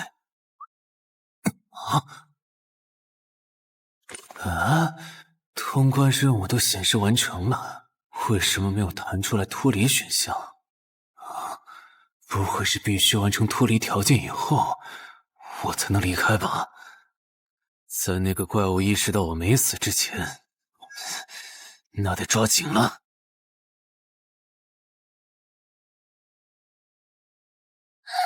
没有关闭，这个地下城的入口还没关闭，澄海先生还在战斗，他还活着。我去找尚科长。周德死在地下城里，他姐知道后一定会迁怒同期的幸存者。如果处理不当，尚科长，怎么了？慌张成这个样子？那个地下城入口没有关闭，结束的时间明明已经到了，但是他还在。怎么可能？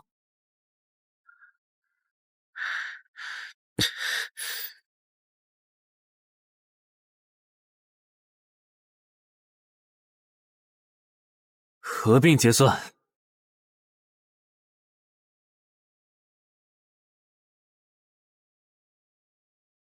原来那个亡灵骑士叫库罗德呀。不过传奇级，坟场才5级，怎么会有这么超纲的 BOSS？ 说起来，这个地下城的 BOSS 强度这么高，以前真的有人通关过吗？哼！尚科长，你看，尚科长，这地下城暴走后，超过关停时间仍然存在，怎么会这样呢？有2个可能：一，被卷入地下城的冒险者完成了通关任务，但却没有完成脱离任务；二，地下城升级。一定是第一种，一定是不可能的。坟场很早以前就已经被世界冒险者协会定义为几乎无法被攻略级的地下城了。相比有人通关，我更相信是地下城内部发生了什么变化，导致地下城升级。有人出来了！是澄海先生，真的是他！哎呀，你们都在啊，担心死我了。如果因为我的原因，你没能不顺走去地下城，真的被他打通关了。我会后悔一辈子的。没那么严重吧？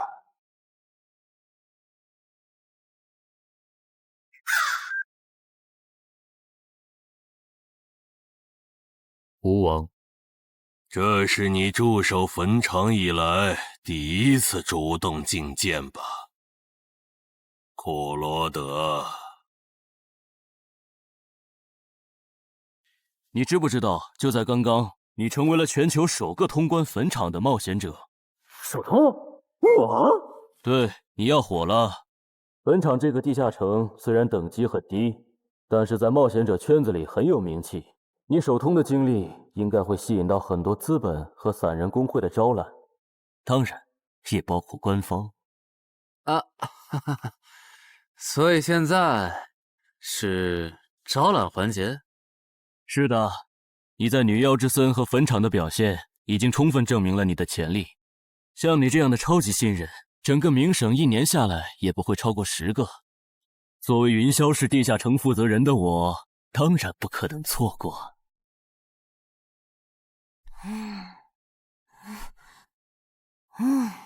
恩姐，你说那个叫商礼的，是不是想抢走陈海哥的通关奖励啊？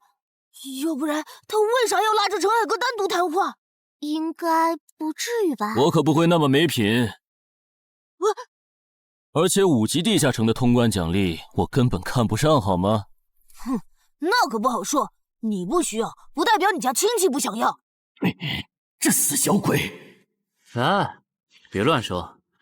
我们在里面聊的久，是因为在谈加入冒险者协会以后的待遇问题。不是吧，陈海哥，你要当公务员？感觉你好像对冒险者协会意见蛮大的。那倒没有，我就是觉得像陈海哥你这样强的人，完全可以像王自健那样自立门户，没必要受协会的规章制度束缚。王自健是谁？是不死冒险者里的男主。不会吧？你明明是个冒险者，竟然没看过这个吗？我是冒险者，和我看这书有什么必要联系吗？这个死小鬼！要不要告诉他们这本书其实是我写的？你是陈亥啊！你真的是不死冒险者的作者陈亥？不会吧，不会吧，不会吧！哼，如假包换，不信的话，我可以给你看我写到一半的《不死的冒险者2》的小说原稿。真的吗？你怎么了？怎么感觉你受委屈了？陈海先生，你能不能不要加入冒险者协会？为什么？我以前听我哥和他朋友说过，那些加入官方的冒险者很多都后悔了。你哥有说是什么原因吗？没有，但我还记得他们谈话时的表情非常的严肃，甚至还发生了激烈的争吵。这样吗？我会慎重考虑的，谢谢你为我考虑这么多。不，我才应该道谢。那个杀千刀的对我弟弟见死不救，你还把他放进来？商礼，你是不是成了云霄市的负责人以后飘了，忘了自己是怎么上位的了？我没忘，我请他进协会不是为了护着他，他通关的地下城很特殊，过不了几天他就会被财团或大工会拉拢，好多事就不好办了。要是有潜力的成了官方冒险者，等他们跨过15级大关以后，到时候他们面临未知的危险，你是知道的。不行，那样太久了。他虽然有潜力，但不一定能突破15级变成传说。我要他下周就死。好吧，我知道了，那只能借刀杀人了。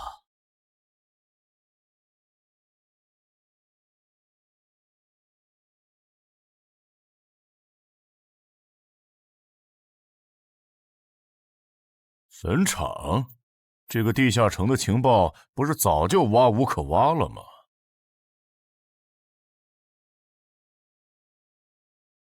这样就可以了。你确定？5级地下城的首通奖励对普通人来说不算什么，但对6到10级的通缉犯来说那就不一样了。要是澄海的情报到了黑市，不出3天，闽粤2省的通缉犯都会跑到云霄市，这样就能给你弟弟报仇了。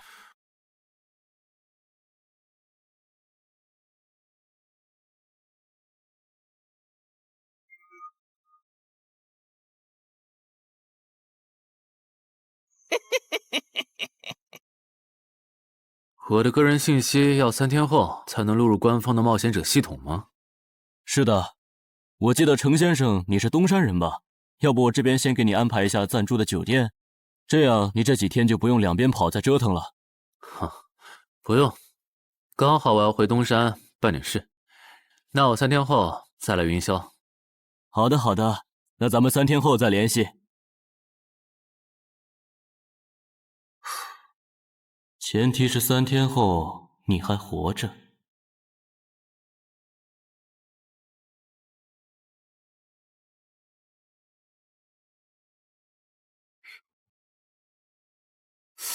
几天没见，怎么感觉这个地下城入口变得更大了？啊！准入等级6级，也就是说，这个地下城的等级现在介于6到10级之间了。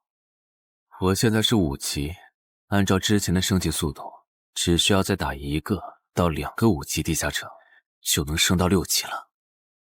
上次翻论坛的时候，我记得东山这边好像有一个5级的地下城正在招募人手，我看看还在不在。好耶，还在。哼，你好，请问你们的招募条件是？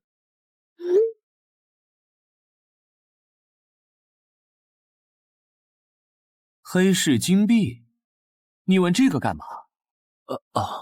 我闲着没事翻论坛，发现论坛上的冒险者彼此之间做交易时使用的货币不是现金。冒险者之间做交易，除了用地下城入口和掉落物，就是用黑市金币当货币。黑市金币有什么特殊之处吗？为什么不能用现金交易？黑市金币是挑战10级以上地下城的主要收获。我以前问过安教练，他说这东西10级后有大用处，可具体咋用没跟我细说。原来如此。对了，等级没到10级的冒险者一般是从哪儿弄到黑市金币的？我也想搞一些。新手的话，你可以试试把不用的掉落物拿到鬼市去卖。你要卖吗？要的话，我晚上可以带你去东山的鬼市。要，谢谢徐哥。东山这边的鬼市只有每周一的凌晨2点到4点有。你别看这边人很多，实际上只有1/10是冒险者，甚至更少。这些摊贩也是卖的东西真真假假，很容易上当受骗。听起来有点像古玩市场。差不多吧。总而言之，东西先别急着卖，多转转，弄清楚物价后再卖东西。我这边还有点事，就不陪你继续逛了。好的。看不出他这人还怪好的。好了，到我来扫荡了。小哥，来看看这些，可都是宝贝啊！瞧一瞧，看一看喽！精品装备仅此一天，价高者得。小哥，来看看我的矿石啊！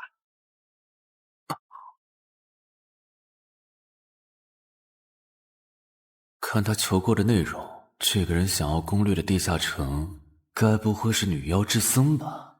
这位小哥，你有我要的东西吗？如果是对付女妖的话，口琴和长剑应该可以。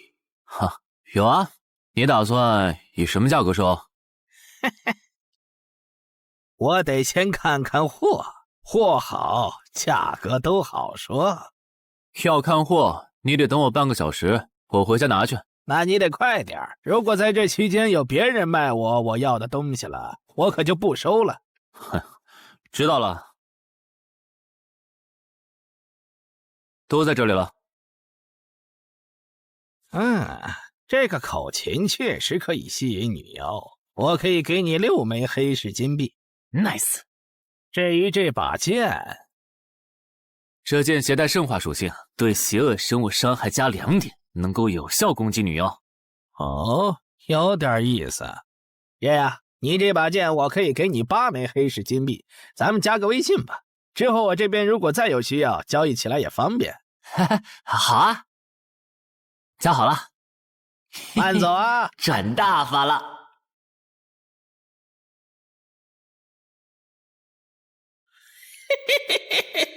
疏于防范了哟，坟场通关新人。唉，都过去1个多小时了，那个叫四海为家的怎么还没来？算了，不等了。各位新老朋友，大家好，我是5级哥布林地穴地下城的入口拥有者搬砖小 C。我左手边这位是协会冒险者林女士。是。本次攻略已在官方备案，大家可以不用担心秃鹫的问题。这边的3位大叔和我组队过3次，是实力和人品都很过硬的老手。这小子怎么每次都这么磨叽？然后是本次行动的金主，目前还是普通人的王老板。大家好，鄙人姓王，是东山地产的经营者。最后是新朋友爱写作的东山市民，和今天也很闲鱼呢。他们都是3级以上，可以胜任后援工作。大家好。怎么这些人都喜欢在公园集合呀？上次的师傅秃鹫事件后，我都快对公园有心理阴影。大家都互相认识了，接下来请随我前往哥布林地穴的入口所在地吧。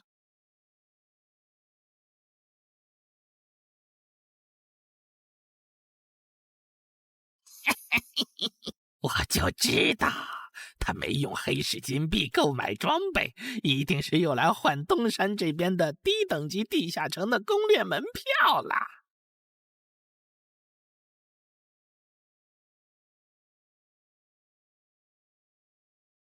哎呀，那个还要走多久啊？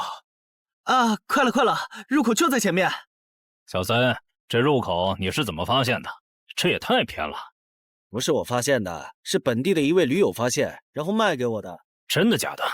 这年头还有发现地下城入口以后自己不攻略，反而拿去换钱的傻子？因为哥布林地穴对新手来说太难了，当时发现这个入口的驴友不止1个，但最后完成脱离任务活下来的就只剩下1个人了。人家已经是冒险者了，这地下城在开放期又攻不下来，还不如卖了，换点能用的东西，剩下的钱分给死去同伴的家属。这选择挺合理的呀，不是吗？合理是合理，但我觉得事情应该没那么简单。喂，你这人真是的，咱们都合作好几次了，你还怀疑我？到了，形状、颜色、大小完全一致。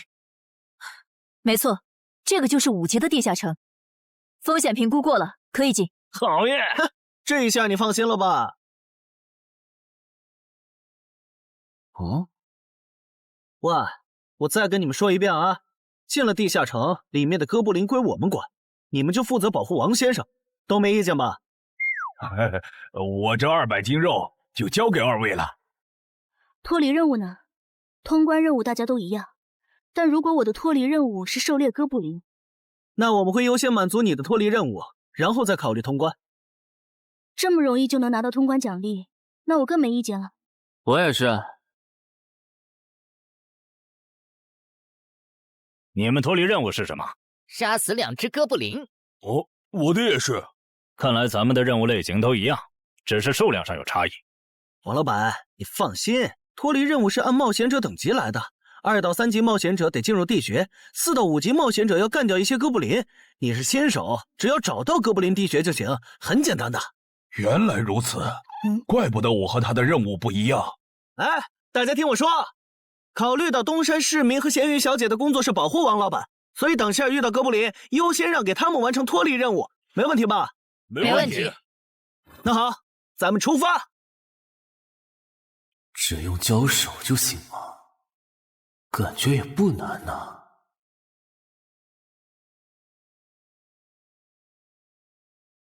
这个你不要吗？不要，你杀了吧。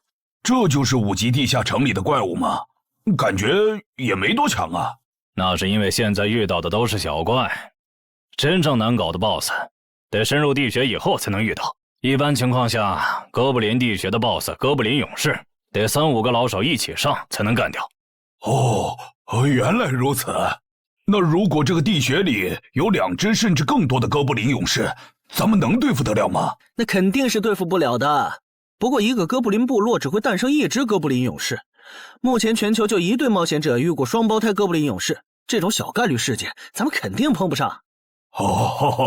那我就放心了。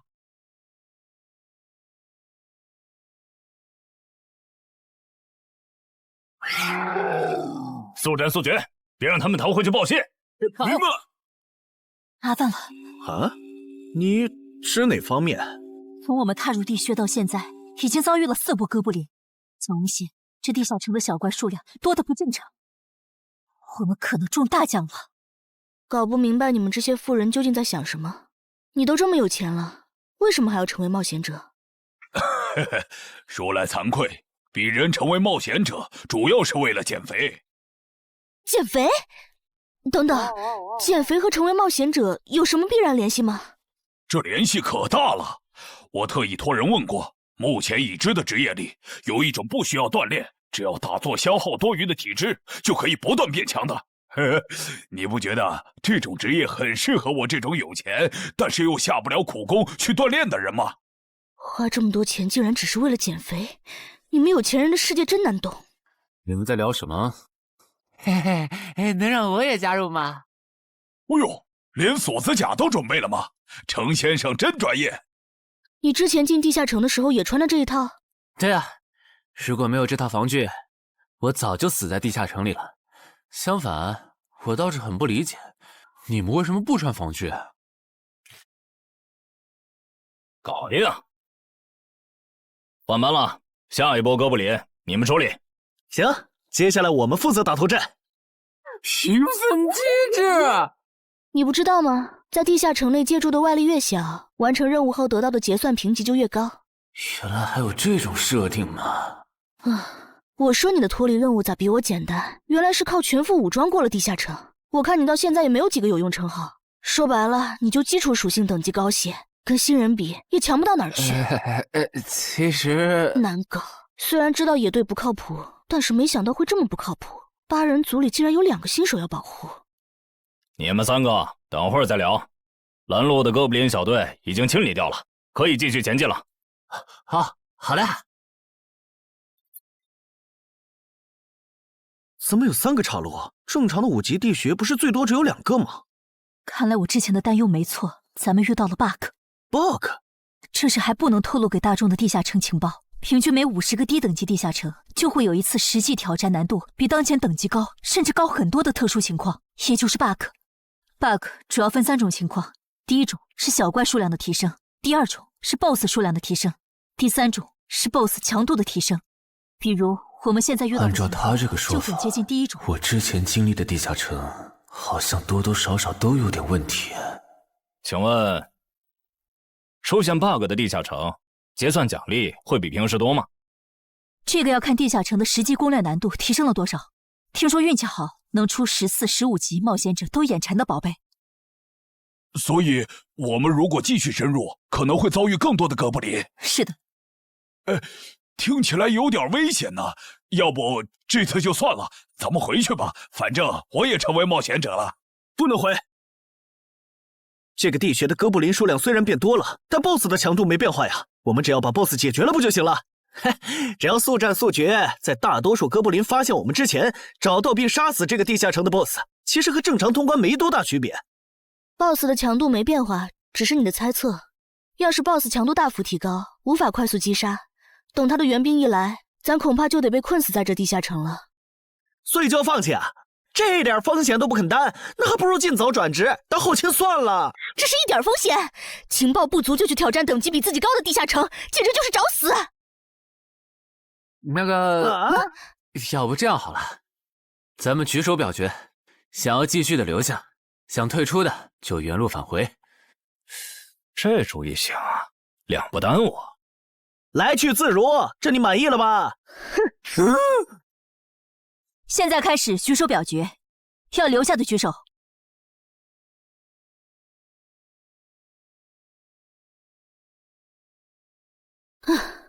所以说野队就是野队，完全没有风控意识。不是，你有毛病吗？他们等级高，想拼一下我能理解，你实力还不如我呢，你凑什么热闹？但我还是想试试。既然大家已经做出选择了，那就在这里分道扬镳吧。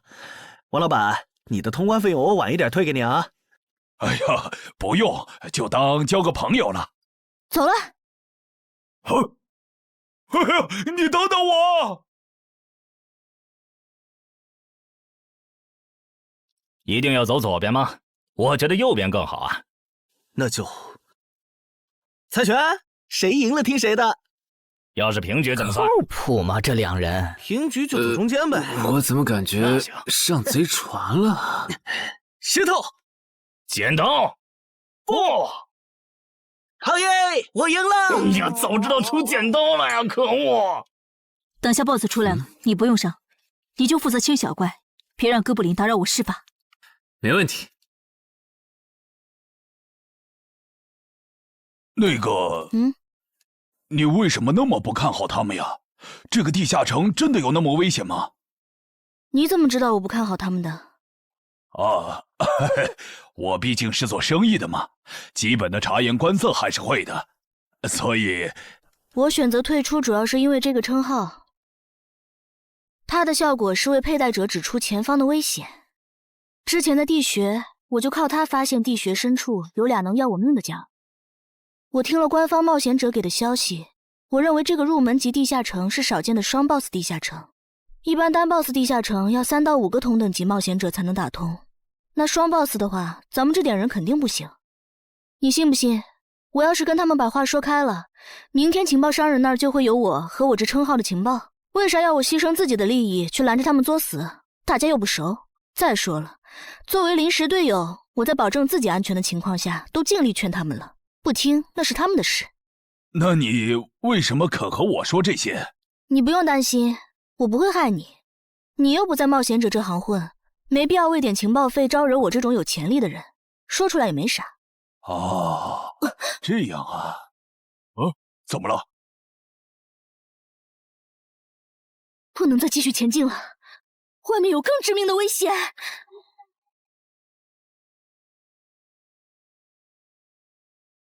2级速能法术，烈焰放。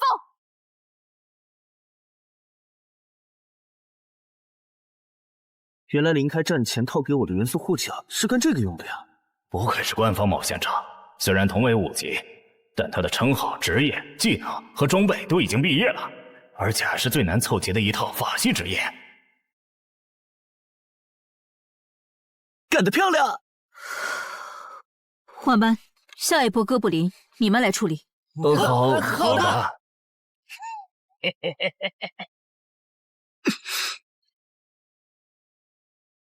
啊！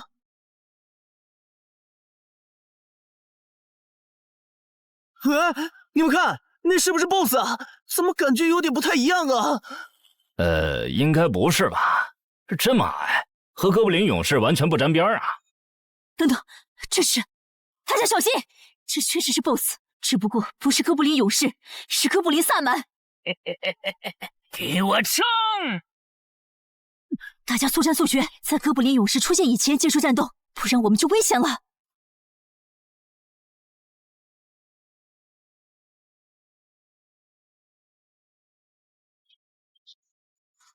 开什么玩笑！哥布林怎么也开始讲战术了？这地下城到底发生了什么？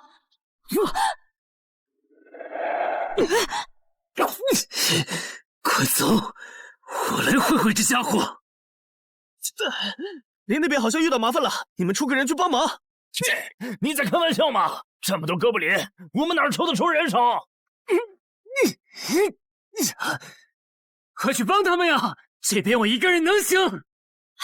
可是，走啊！你待在这儿，影响我发挥。我会尽快解决掉哥布林萨满，然后来帮你。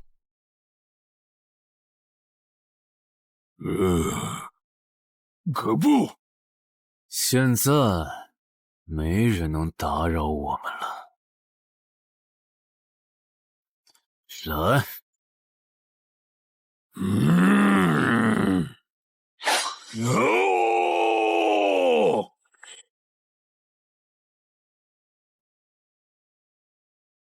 这个 BOSS 力量惊人，但太笨拙了。就算不用一步一杀，我应该也能躲过他的大部分攻击。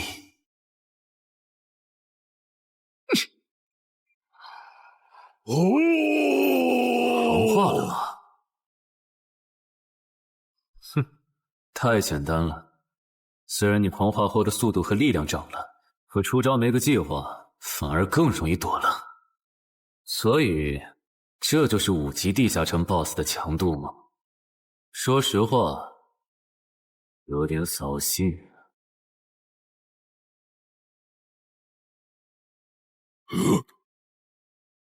你这种程度，连当我的开胃前菜都不配。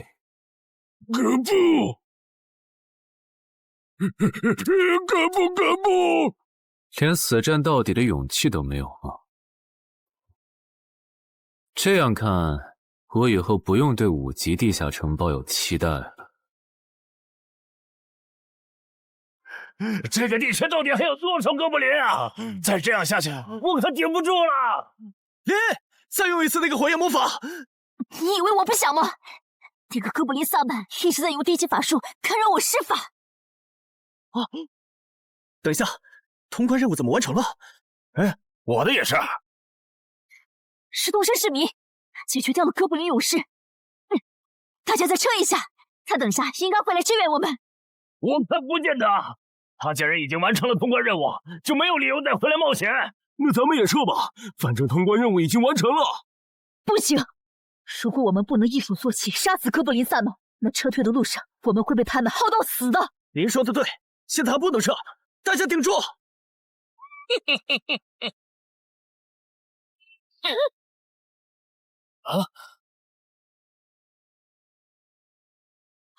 石洞山市民。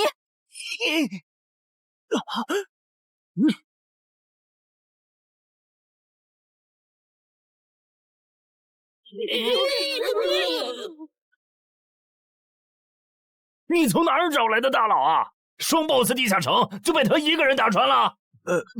不是我找的。关于我的事情，麻烦大家帮忙保守秘密啊！明白，你这种有潜力的新人容易被人盯上，等级没升上去前，确实不能太张扬。理解万岁。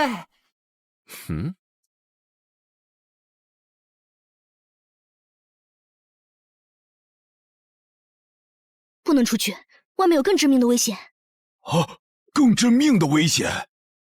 就是有一个危险程度远比双 BOSS 大的冒险者守在外面，我们出去就会被杀。那怎么办？回去找其他人，说服他们一起抱团冲出去。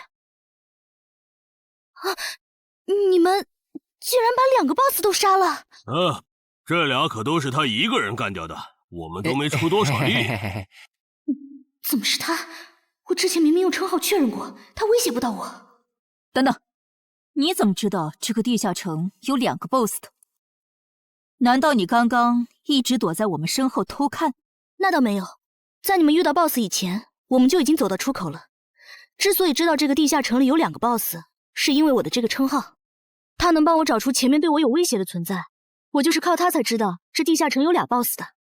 不是吧？你有这么好用的称号，你之前不提醒我们？我是没有直接提醒，但我有劝过你们不要继续深入地穴吧。那你为什么又折返回来？因为出口那边有一个比双 BOSS 更强、敌意更浓的高等级冒险者在堵门。外面有高等级冒险者在堵门，你确定？确定。先是地下城难度超标，再是高等级冒险者堵门，可疑的地方太多了。说，是不是你搞的鬼？不是我，不信咱们签单向契约确认。等等，堵门的高等级冒险者不会是那个爽约没来的四海为家吧？那个，我想问一下，你的称号可以预知危险，那如果我对你流露出杀意，你能判断我和堵门的人谁更强吗？能。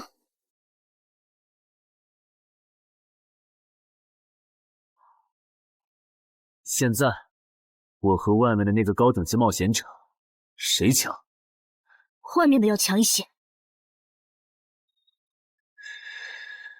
明白了。那摆在我们面前的，就只有一条路了。大家先去结算各自的脱离和通关任务，等提升完，咱们就去和出口的堵门者拼命。也只能这样了。早知道买这个地下城会出这么多事，我当时就不该手贱。事已至此，后悔也没用了。再说，咱们这么多人，未必打不过。这都多久了，怎么还没人出来？那个通关坟场的小子不会死里边了吧？你有没有兴趣？不好意思啊，我想再王老板考虑一下。没想到第一次进入地下城，就让你遇到这种事，实在不好意思啊。结算出来了，这次没有掉落史诗级奇物，看来双 BOSS 的地下城难度也远不如坟场啊。感觉下一个地下城可以跳过6级，直接尝试7级了。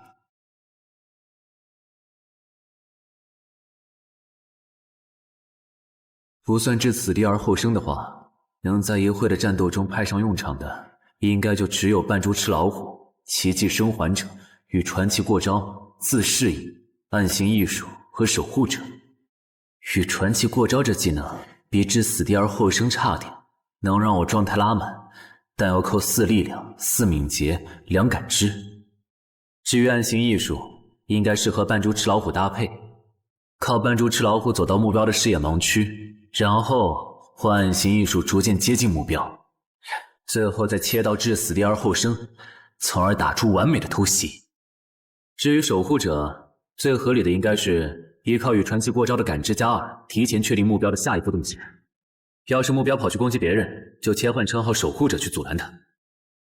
围绕这2个称号展开的战术，感觉都还可以，但如果硬要选一个，还真不太好选。先瞅瞅新得的职业技能和奇物有啥效果，再决定下一步吧。这个向死而生不错呀，就凭它能够提升步伐和身体柔韧性这点，搭配一步一杀的技能效果，我以后就可以在闪躲的同时攻击敌方要害。好技能啊！还有这个假死技能，考虑到在现实世界冒险者死后是不会产生掉落的，我完全可以利用这个技能装死，然后找机会偷袭反杀，兵不厌诈。只要那个堵门的不是脑子有毛病，非得跟尸体较劲，我就能狠狠地阴他一把。当然，这是万不得已的选择。要是可以的话，我肯定想光明正大的赢。哇，这次掉落的东西都很棒啊！骨笛、萨满旗帜和传承之书，以后去地下城就能有个哥布林跟班了。而且这个哥布林的秘药搭配上骨笛，运气好的话，能拉来一只哥布林勇士当打手。保险起见，我就不继续囤升级券了，先把战斗力拉到最高再说。我目前持有的奇物中，等级最高的就是这家伙了。把奇物升级券用在他身上，肯定是最优解。就这样，对传奇亡灵库罗德的头盔使用奇物升级券。只能升到史诗级。那算了，先用装备熔炼炉把这几个用不上的给熔炼了，看能出什么好东西，再决定奇物升级券用在哪儿。不是装备型的奇物不能熔炼，那我手里没用的装备，估计也熔不出啥好东西。没办法了，用奇物升级券提升被污染的名剑吧。使用奇物升级券。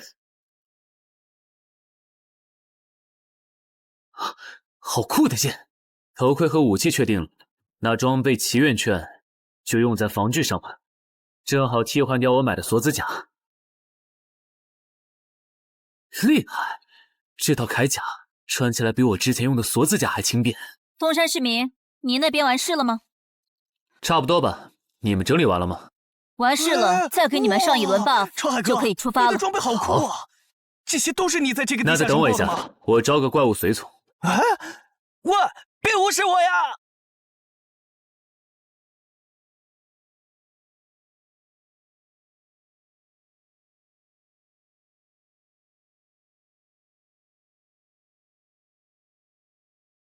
哥布林，你招个这样的怪物随从，没什么意义吧？这小东西连半个战力都算不上，不帮倒忙就不错了。别急，我还没完事。接着，喝了它。这不，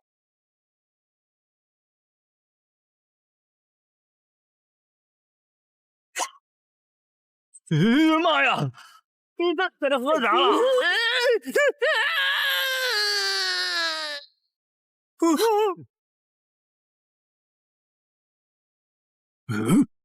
天哪，他变成 BOSS 了！那边有适合你的衣服和兵器，自己拿吧。你的随从不会失控吧？毕竟是 BOSS 级别的哥布林。不知道，不过你可以让他用称号看看这只哥布林对我们有没有敌意。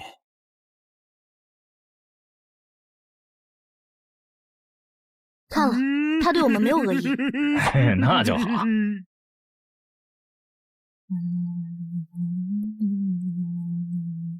法师护甲，尤其属性强化，胸之坚韧。好厉害！体质竟然加强了2点。属性增益只有1个小时。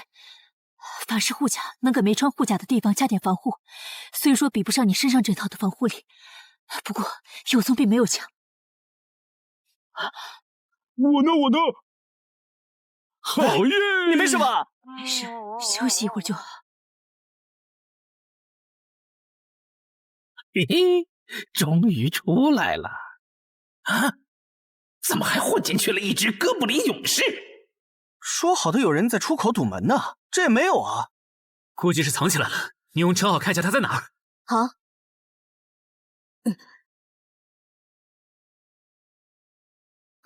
找到了，他躲在1点钟方向最粗的那棵树后面。大家小心，他在入口前面放了很多捕兽夹，注意别踩到了。捕兽夹？哪里有捕兽夹？有探查类的称号吗？真是够讨厌的。原来是他，这么一来就全明白了。女妖之森刚通关，他不去那儿的黑市买通关物资，却来东山碰运气，肯定有猫腻。知道我在东山的没几个人，团队领袖跟我签了保密协议，肯定不是他。那个戴眼镜的护士也不太可能，所以是商礼还是徐茂？这个人好像有点眼熟啊！等等，你是高成勇啊？对方很有名吗？何止有名，他可是明广一带最臭名昭著的通缉犯。别看他只有7级，死在他手上的冒险者，光是已确认的就有上百号人了。他不光是想抢别人的通关调度，还想刷出针对人类的称号，说不定现在已经刷出过量杀戮人类这个称号了。看来你很了解我吧？是协会的官方冒险者吗？果然，他已经刷出了那个称号。这样吧，我们做个交易，那小子留下，你带其他人走。这条件可以啊，要不咱们……别信他！协会的档案里，高成勇有放过目标然后再猎杀的记录。要是你们真的信了他的瞎话，等他干掉陈海，再用追踪手段把你们一个个找出来，你们连还手的机会都没有。没错，虽然他嘴上说放过我们，但对我们的恶意一直没有降低。他在说谎。连恶意也能侦测吗？这样好了，既然他的目标是我，那就由我和哥布林勇士主攻，你们看时机牵制。大家都是一根绳上的蚂蚱，这种时候就别心存侥幸了。当然，如果你们中有人实在怕死，那就赶紧滚，别拖我后腿。我们会做好辅助工作的。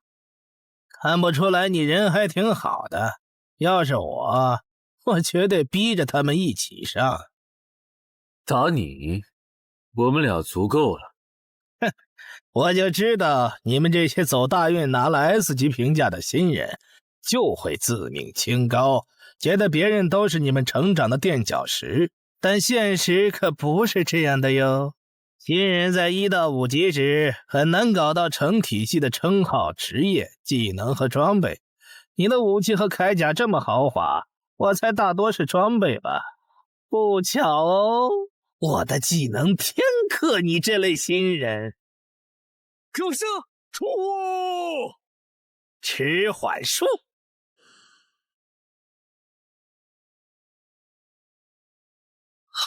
速度变慢了。这货，迟缓术可不只是速度变慢而已。遇到使用长镰这种冷门兵器的我，被上了十环术的我，也根本接不住你的招。你是这么想的吧？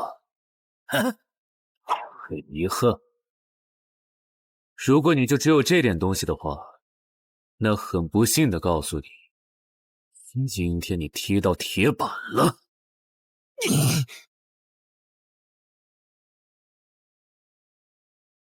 开什么玩笑！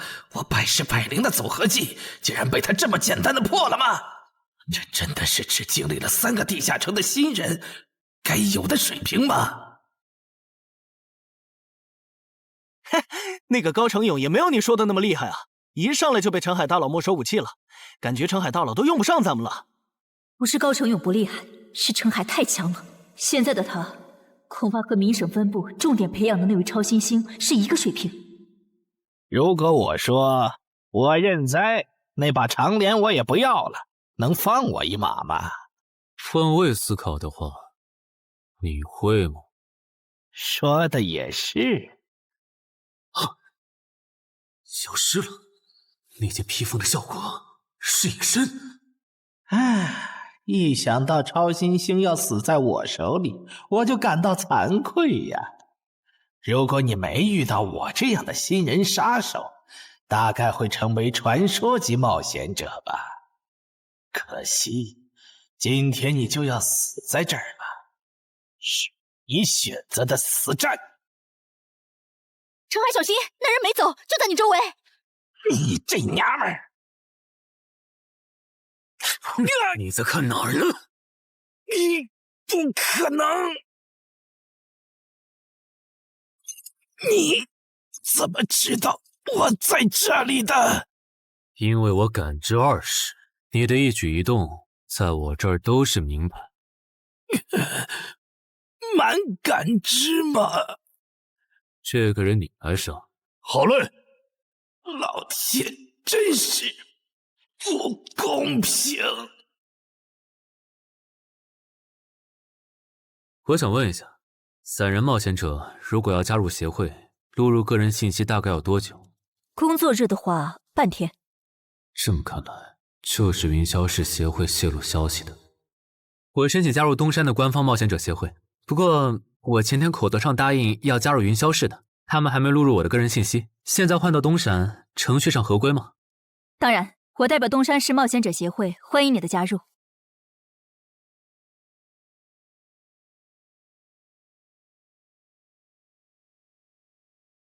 喂，我考虑了一下，还是决定不成为云霄市的官方冒险者了。为什么？你的个人信息明天就能录入进系统了，怎么又变卦了？哈，因为我刚刚除掉了一个 A 级通缉犯，叫高成勇。东山的冒险者协会知道后，邀请我成为本地的官方冒险者。这样嘛，也挺好，成为家乡的官方冒险者，做事会更方便一些。对，我也是这样想的。那我挂了。以后常联系。废物，都是废物！你那边说完了？说完了。哎，你怎么还没走？因为林姐也邀请我加入东山的冒险者协会了，等下要和你一起录入个人信息。这样啊？说实在的，你也被协会邀请加入，我都有点怀疑官方冒险者头衔的含金量了。我不就是在地下城的时候嘴了你几句吗？至于这么阴阳怪气吗？小心眼！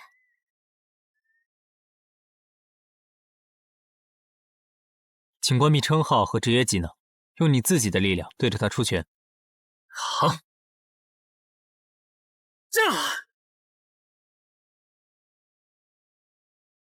不愧是官方，测基础属性的工具比变身馆的强太多了。12点，那我呢？他们测完了吗？测完了，他的力、啥玩意儿都是12。17点，只有12吗？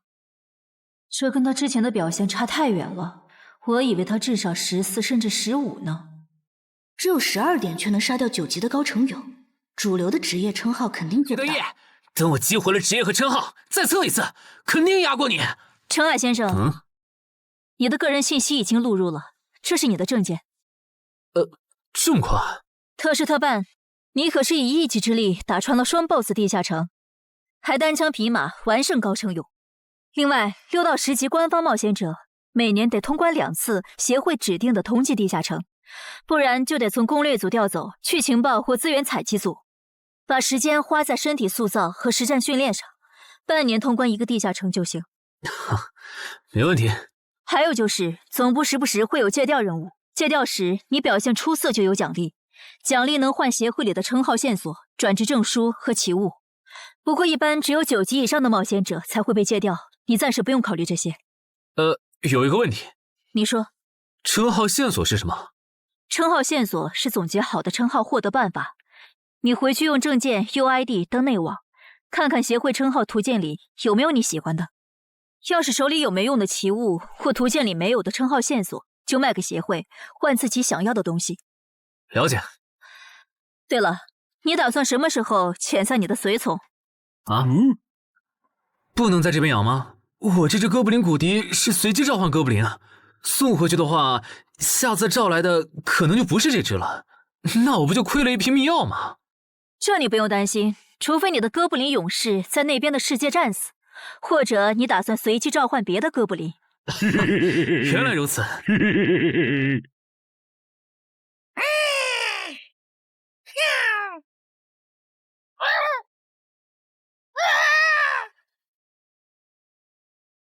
跟我来吧，我带你们去认识一下同事们。好。大佬好，我叫梁家坤，是东山这边的冒险者候补，目前的力、米分别是。喂，你别每次见到厉害点的冒险者都跟报菜名似的，把自己的力米数值甩出来啊，这样很得罪人的。哎，有什么关系嘛？我的数值总不可能比澄海大佬的还高吧？不，你的就是比他高。你是东山这边的入口管理者？在东山专家级地下城没打通前，干不了入口管理者的活。好，所以入口管理者另有其人是吧？那他没来是因为在攻略东山这边的专家级地下城？那倒没有，他没来是因为在处理昨天突然涌入东山的通缉犯。据说好像是因为东山市出现了坟场的通关者，那些人都是奔着他来的。这样吗？坟场那个老手坟墓啊，哟，那可是出了名的 bug 级地下城，能产出奇物升级券。啊！你们这样看我干什么？我说错话了吗？你还没意识到吗？意识到什么？那个，我就是坟场的通关者。什么？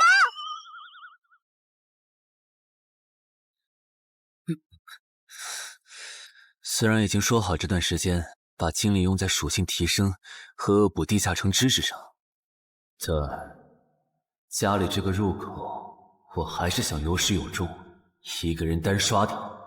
我全力以赴的时候，大概相当于10级，完成脱离任务应该也没什么难度吧。感觉也没怎么变。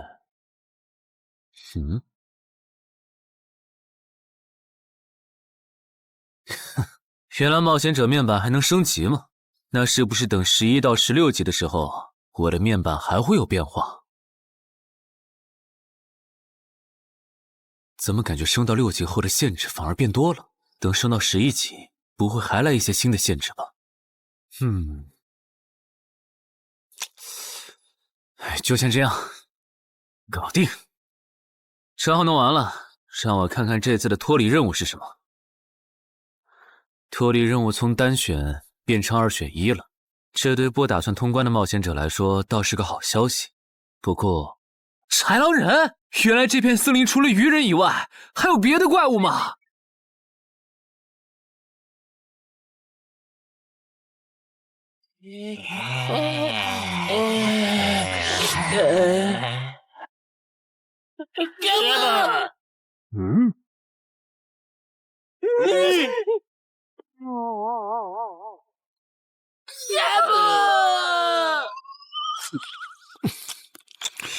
所以在你看来，那些豺狼人阴险狡诈，并且还特别喜欢欺负弱小是吗？没错没错，就是这样。这不就一群森林恶霸吗？嘿嘿，答对了。那这一次就不做和豺狼人有关的轮换任务了，先找到潮汐鱼人的孵化池，然后试试能不能通关。好了，我要问的问完了，你可以回去了。什么？我不要！你不想回去？是的。好吧，你留下来也行。好耶，好耶！让我先说好，这个地下城的挑战等级是7级，你悠着点。放心吧，我很强的。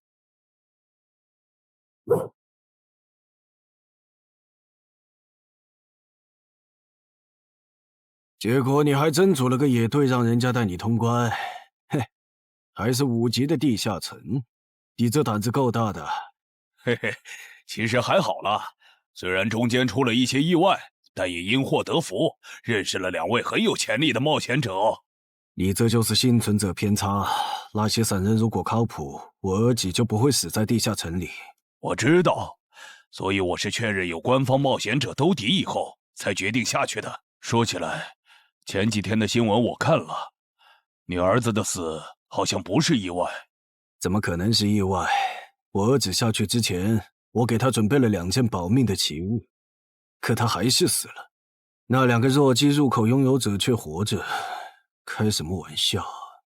可惜那2个杀千刀的没撑到我出手，就栽在别人手上了。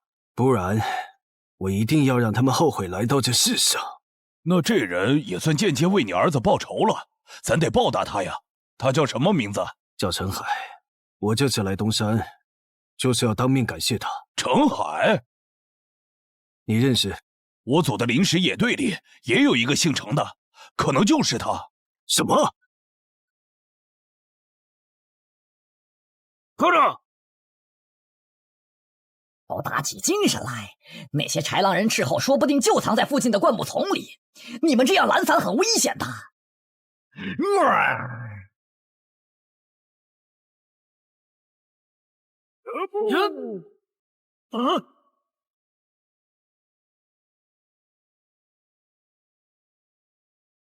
话说，你会说他们的语言吗？当然，需要我帮忙翻译吗？先不，我有一个能在这种场合上派上用场的奇物，如果它不好用，我再找你。你们的孵化池在哪？告诉我，我可以留你们一。你以为我会出卖我的族群吗？绿皮傻大个的小跟班儿！你以为我会出卖我的族群吗？绿皮傻大个的小跟班儿！有种你们就杀了我！队长死了，咕噜。别得意，领军大人会为我们报仇的，咕噜。在湖底有一个水下洞穴，穿过洞穴会抵达一个天然的地下洞窟，我们的孵化池就在那里。粪土，咕噜。这只留他一命，挂树上，之后咱们去找湖。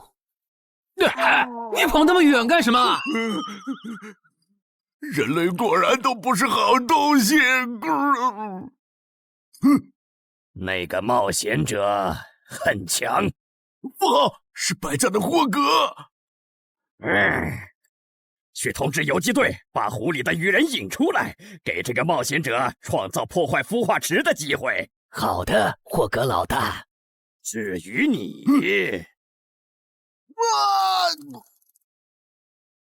哇，这湖比之前用无人机航拍的时候感觉还大。得先找到水下洞穴，然后游好久才能到孵化池。就这要求，能把99%的冒险者都给淘汰掉。不过好在我有海之炎能水下呼吸，虽然不会游泳，但头盔里有库罗德水下战斗的经验。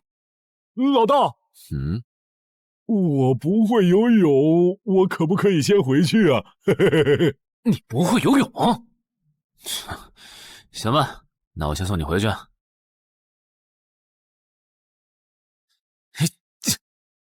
呦，哎呦，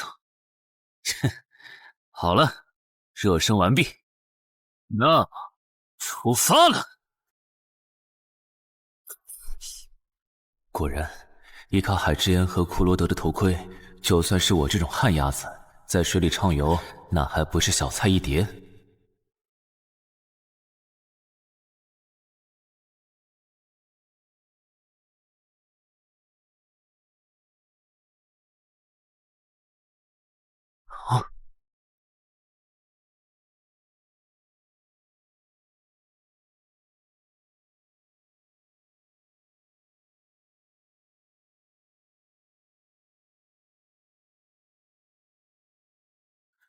常驻脱离任务完成了，看来这里就是鱼人的孵化池了。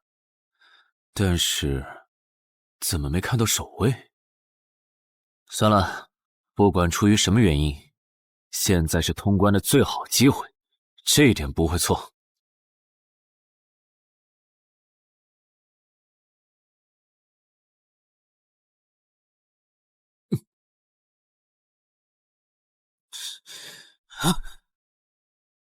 就一个咕噜，有点不够分呐，咕噜。都过去这么久了，竟然还有不知死活的笨蛋想要捣毁孵化池，咕噜。是啊，不过没想到的是，这次来的竟然不是豺狼人，而是人类啊，咕噜。原来守卫一直藏在上面吗？不对4，他们应该不会给我穿装备的时间，用致死第2后生速战速决吧。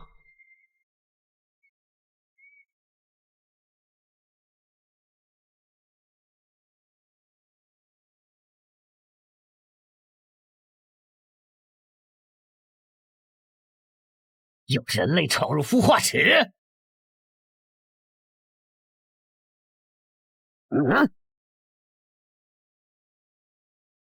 霍格老大，鱼人撤了，应该是湖里的鱼人哨兵发现那个人类冒险者了。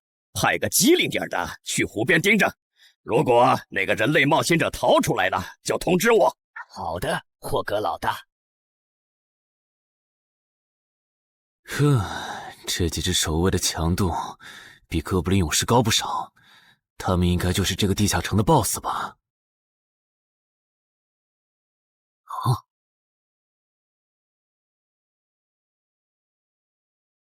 ？6到10级这个阶段的地下城 BOSS， 通常可以划分为团队增益型和个体高战型2类。前者实力一般，但可以为同种族个体提升综合实力。独狼面对这种类型的 BOSS， 几乎很难靠一己之力通关。每次上我的课，你不是翘课就是打哈欠，怎么？我的课有那么无聊吗？但你今天讲的内容之前不是讲过吗？你要是说点11级以后的常识，我说不定会认真听。你以为我喜欢讲这些？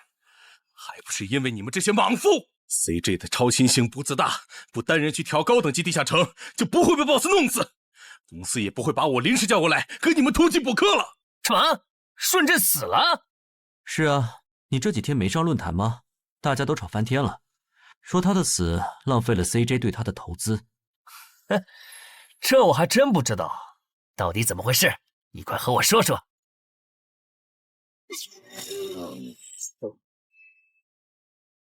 小心，这个人类是极其罕见的高感知个体，偷袭对他没用，大家一起上，咱们耗死他！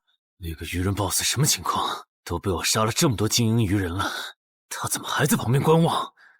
难道这些实力比哥布林勇士还强的鱼人，在他眼里都是小喽啰吗？这个人类的实力和霍格好像差不多，好在他是一个人来的，可以用数量耗死他。这种的杀戮速度，等精英怪把他体力耗得差不多，剩下的精英种恐怕也没多少了。到那时，霍格如果察觉到我方兵力空虚的话，恐怕……算了，还是冒一点险吧。终于感到心疼，要亲自出马了吗？奇迹生还者，等这一刻很久了。领军大人小心，这个人类冒险者和霍格一样强。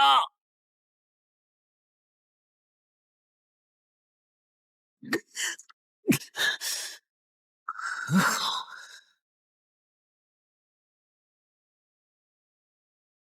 领军大人，别管我，他伤得更重，还不擅长水下作战。就算没我帮忙，你们也能轻松杀掉他。把脑袋给我带回来。是，领军大人。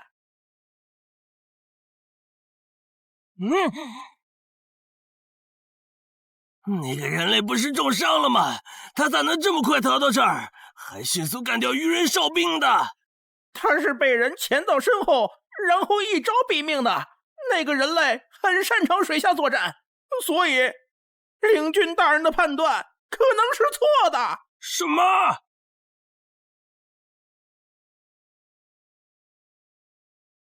该死，总算活着逃出来了，多亏了这个奇迹生还者呀，不然我就得交代在这儿了。果然和我预想的一样，那个愚人 BOSS 沉不住气，要是他再稳点，我就会被耗死了。怪不得团长说，独狼到了更高级的地下城会越来越吃力。哼，一挑多肯定没胜算呢。看来我还是得找些厉害的队友了。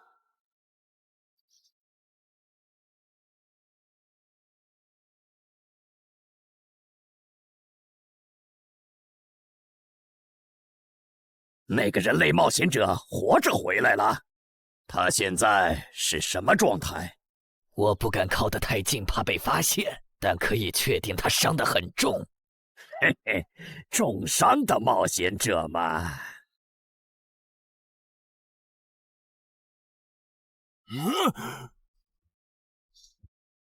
下次再找你们算账。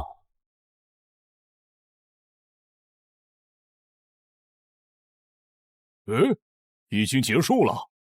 失败了，孵化池里的鱼人太多了，我一个人杀不完。我刚才翻了下你们的传承之书，如果你的战斗累积到一定场次，会升阶为更高等级的百战哥布林。以后你就用这把剑斩杀和你实力差不多的地下城怪物。等你成为了百战哥布林，这剑对你没啥用的时候再还给我。那您用什么？哼，我用这个。啊，对了，你以后得练一下游泳了，后面我还要再打一次这个地下城，到时你得出力。好吧。这一定是豺狼人干的。激活技能，与死亡共舞。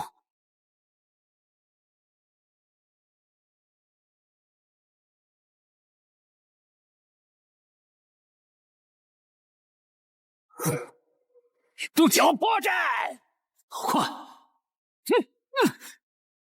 切！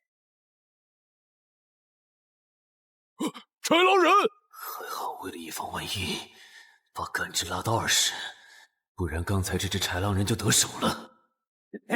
这个人类不是受重伤了吗？可他刚才的动作根本就不是重伤之人能做出来的。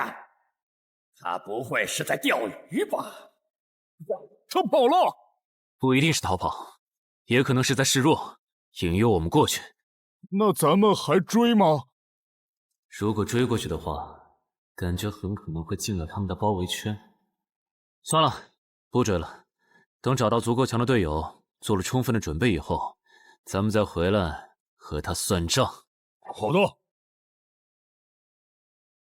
哎呀，没想到6到10级的地下城的难度会比5级的高那么多。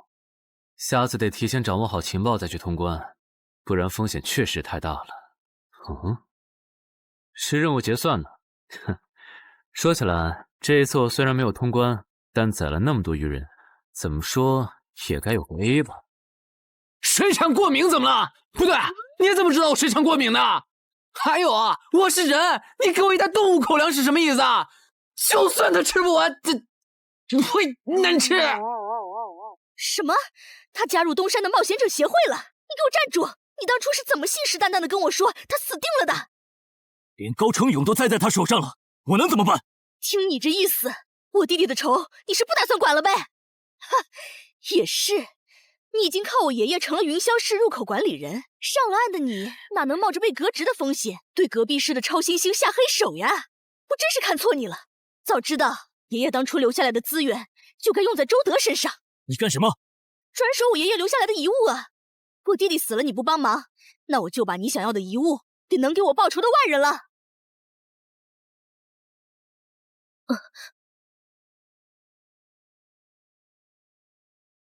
361、362、363。安然，黑市上出现了个你可能会感兴趣的悬赏。说内容。有人用传说级冒险者的遗物作为奖品，悬赏东山市某位超新星的命。徐茂又惹到谁了？不是徐茂，但这个人咱们都认识。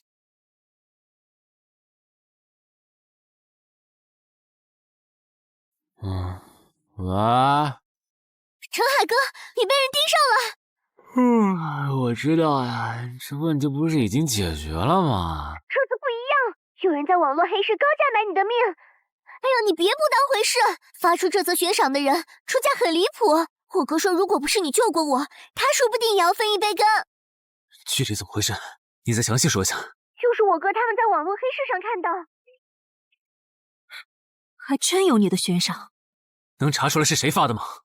不用查，就从这则悬赏的报酬反推，发出者大概率是已故的传说级冒险者周建明的直系亲属。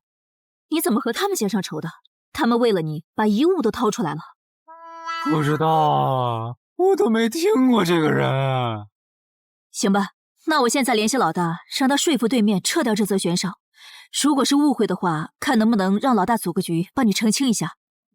好的，那拜托了。对了，这几天你就待在协会吧。传说级冒险者的遗物一定会吸引很多人铤而走险。被人捷足先登了？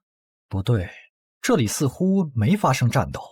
看来那个叫程海的，当时应该在攻略自己家里的地下城。真不知道他是幸运还是不幸。虽然因为家里的地下城躲过了第一波袭击，但被堵在地下城里的话，他连逃都没地方逃。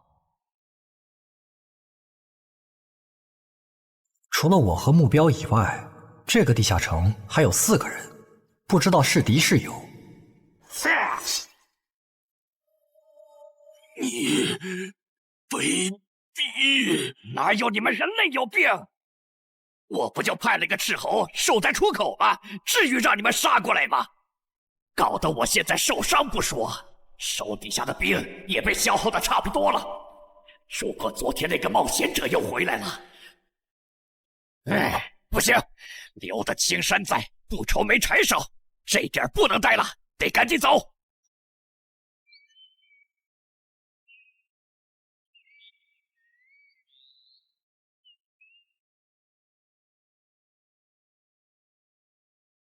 3个猎人，也就是说，目标那边顶多只有1个同伴吗？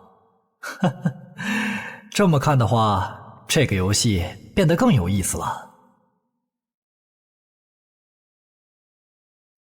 安教练，你找我？对，程海被悬赏的事你知道吧？知道。那正好，你给程海打个电话，如果他不知道自己被悬赏了，随便挑个6到10级地下城，邀请他和你一起打。剩下的不用我说，知道该怎么做吧？徐茂打过来的，肯定因为悬赏的事，不知道他是来提醒我的，还是来试探我的。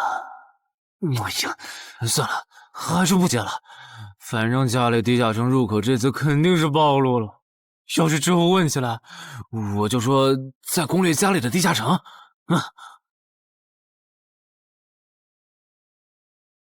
咱们来晚了，那个叫程海的应该是被前面的人逼进这个地下城里了。我们还进去吗？进。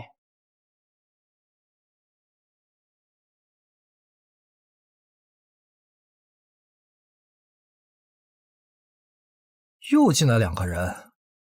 等等，这个轮换脱离任务怎么变得无法完成了？难道说这个地下城的精英豺狼人已经被杀到不足5匹了？你好，那边的人让我问你，要不要一起开个会？那边的狂战士好像有事要跟咱们商量。也就是说，你和你的同伴是最先进入这个地下城的，程海不在这里。对。那我不明白了，你们没堵到人，为什么不离开，反而在这儿扎堆守着湖呢？因为我同伴的主职业是海兽祭司，他因为职业特性的原因，发现这个地下城刚刚诞生了一只英雄级鱼人，他想趁着对方还未成长起来，和他签订主仆契约。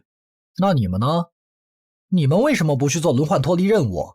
因为我们进入地下城用无人机找程海的时候，只发现了守在湖边的他。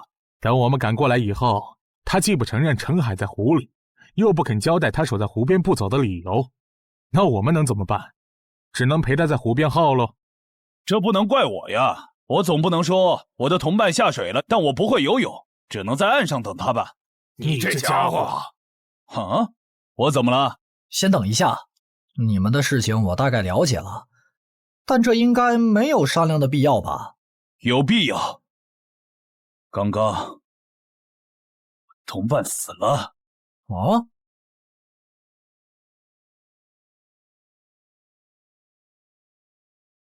力量涌上来了。这样的食物外面有很多吗？除了偶尔出现的人类冒险者，附近的森林里还有一批豺狼人。很好，把他们带过来。现在恐怕不行，因为昨天和今天的冒险者已经把我们的兵力削弱到无法和豺狼人抗衡了。这需要多久？50个日升和日落。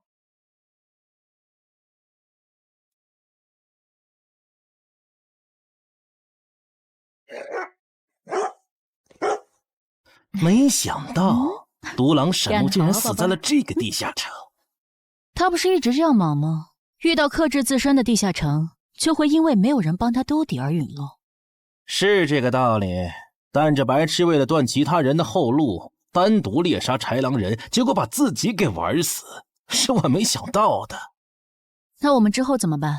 鱼人的孵化池大概率在水中，我们的职业和奇物都不适合在水下作战。完不成脱离任务的话，我们会被困在这个地下城的。这个地下城的最大挑战者数是15，除了我们和这个白痴以外，还有12个名额。只有其中有擅长水下作战或者能帮助我们完成脱离任务的，我们就能脱离。所以回出口。我都说多少遍了，我的同伴是海兽祭司啊！这个职业的水下作战能力很强，以他的实力，不可能连逃回来都做不到。这个地下城绝对不正常。关键是现在要离开这个地下城，只能靠常驻脱离任务，这下麻烦了呀！回出口吧，还除掉那个搞崩了轮换任务的王八蛋，这个地下城还能再进7个人，说不定其他人里面就有能帮助我们完成脱离任务的。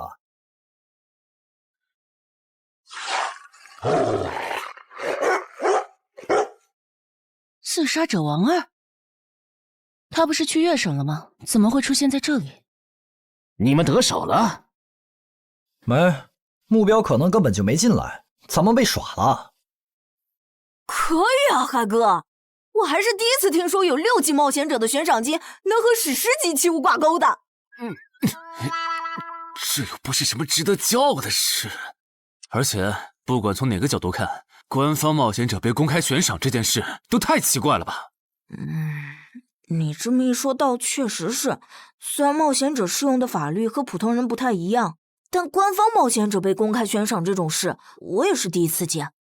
因为悬赏发起人很特殊，她是已故传说级冒险者周建明的孙女，而周建明就死在天门入口翻船事件中。好痛啊！上吧！所以，战死在天门的周建明的后人才会继承遗物，拥有诸多特权。对，又因为周建明的孙子死在了坟场，而你又救出了2个本不可能活着的一般市民，堵死了他弟弟的生路，所以周建明的孙女才会迁怒于你，想要你死的。照你这说法，我们的矛盾岂不是化解不开了？那倒不至于，老大已经约了米省负责人，也就是周建明的旧友，还有发布者，一起谈这件事情了。快的话，下午就能谈出个结果了。我们没来晚吧？没，刚刚好。嘿嘿，那就好。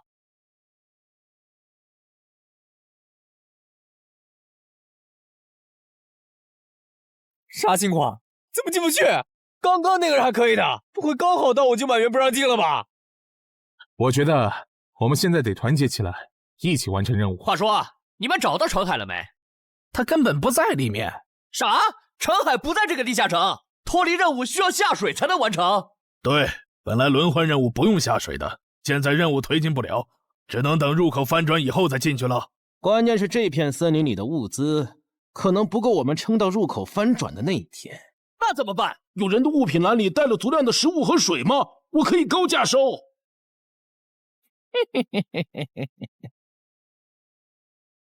本来也没抱多少希望，不过没想到连刺杀者王二那样的高手都被困在这个地下城里。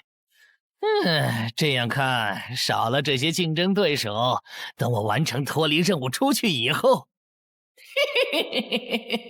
说不定真的可以燃制周建明的史诗级遗物了。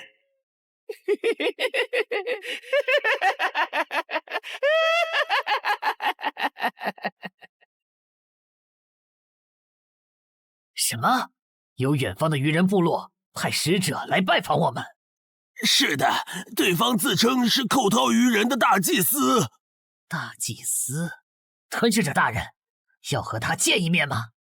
见，不过以防万一，把放出去的鱼人都叫回来吧。寇涛鱼人嘛，呵呵，我还真挺想知道他是怎么找到我这里的。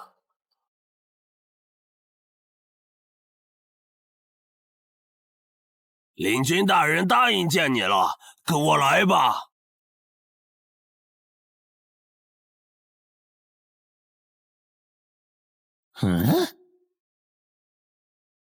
这就完成脱离任务了，真是得来全不费工夫。你在看什么？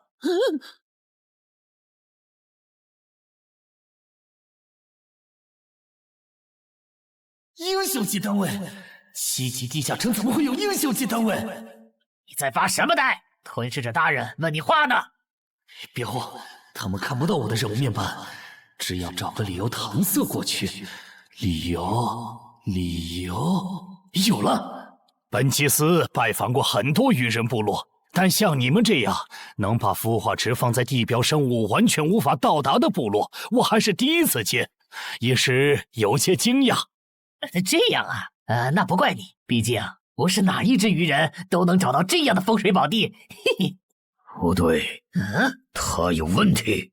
天赋不会说谎，打他出现在我视野里的那一刻开始，我的天赋就一直在提醒我，吃掉他，我还能再升一级。我的天赋是不会对同种族的鱼人同胞生效的，他根本就不是鱼人。如果不是那个叫程海的圣母心泛滥，我弟弟才是最有可能完成脱离的人。官方冒险者应急预案操作手册第4条，被卷入生存类地下城翻转拉人事件，需优先帮助弱势群体完成脱离任务。程海的操作完全合规，不是他的问题。但他那个时候还不是官方冒险者。周畅，你先别说话，我就问一个问题。您说，如果一切顺利，你觉得程海能成长到哪个程度？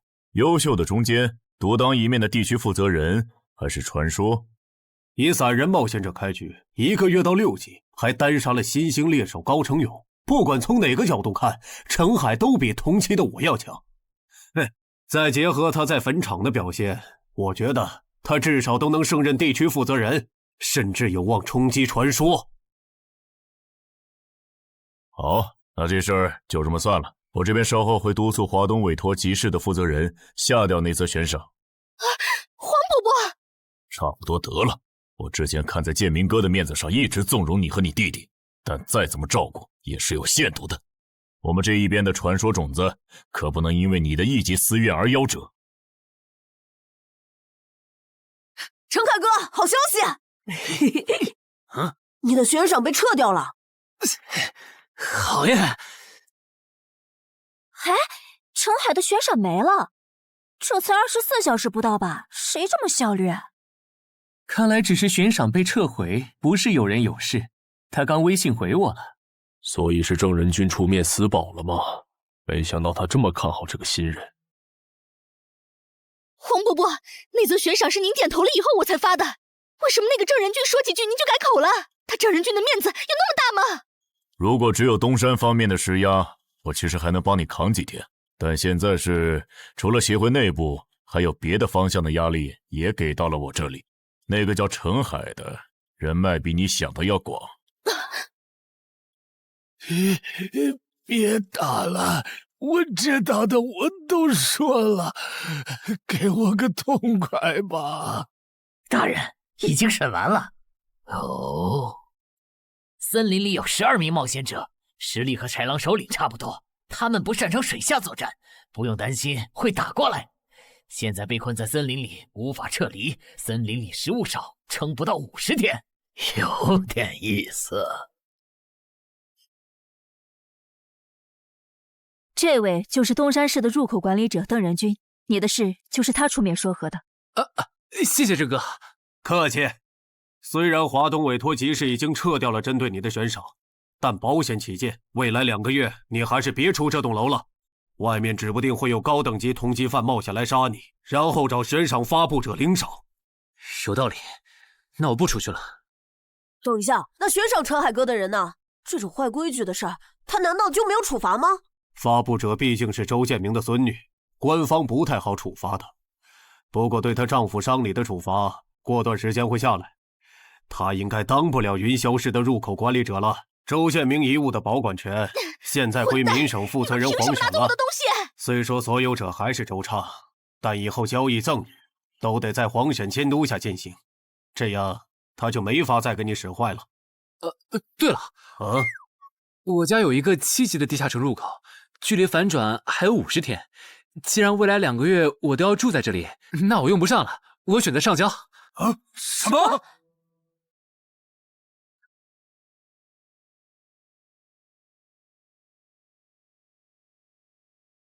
确实是6级到10级地下城，而且挑战人数已达上限，现在进不去了。哼，有意思。让后勤部过来安装几个微型摄像头，之后如果有人从这个地下城脱离，你就通知我。那陈海呢？按规章制度来。你隐瞒了地下城入口，违反官方冒险者的规定。不过念在你中途才进协会，又没培训过，就从轻发落。等你到9级时，多接一次协会例行任务就行。对于这个处罚标准，你能接受吗？能。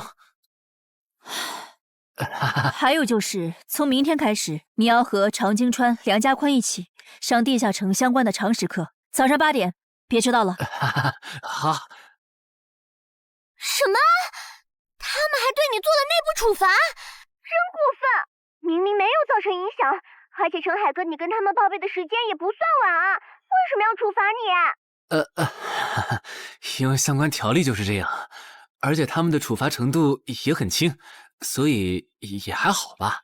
相比起来，我更担心那些进地下城的赏金猎人。我家地下城有点邪门，他们要是掉以轻心，很可能被坑死在里面。陈海哥，你人太好了，明明是他们要害你，你却还在为他们考虑。你搞错了，我只是怕他们被困在地下城，到时候导致入口翻转，连累到我。说起来，你刚才说除了东山冒险者协会和你哥哥所在的散人联合以外，还有其他人也在帮我施压。我哥哥说明省的富豪曹火旺对悬赏你的事特不满，他认为传说起冒险者后代比老弱妇孺更受保护的话，以后冒险者肯定会变成特权阶层。听说这事还惊动了华东地区的负责人，所以关于你的悬赏才会这么快被撤下来。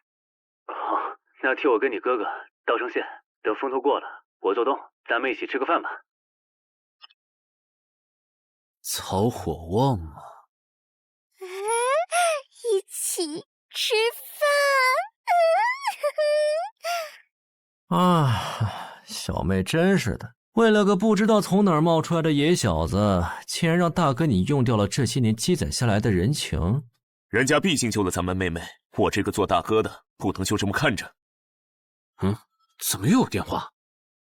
喂，我是曹火旺。你可能不认得我。没，我听朋友说了，是您出面施压，我的悬赏才会这么快被撤销的。你已经知道了，那我就开门见山了。您说。我儿子死在了女妖之身，我调查到那个所有者后来被你杀死了，这样看你算是帮我儿子报了仇，所以咱们现在谁也不欠谁的，账清了。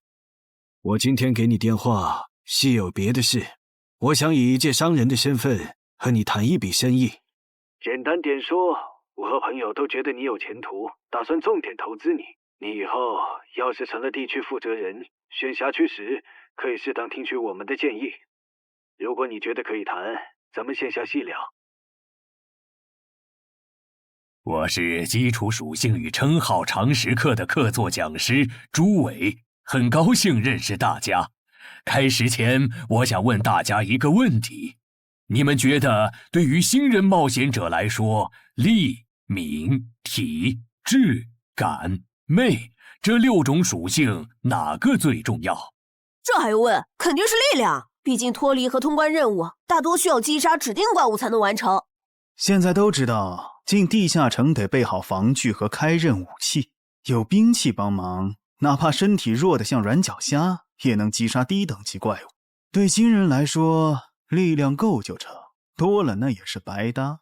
反倒是敏捷更能提高冒险者的生存率。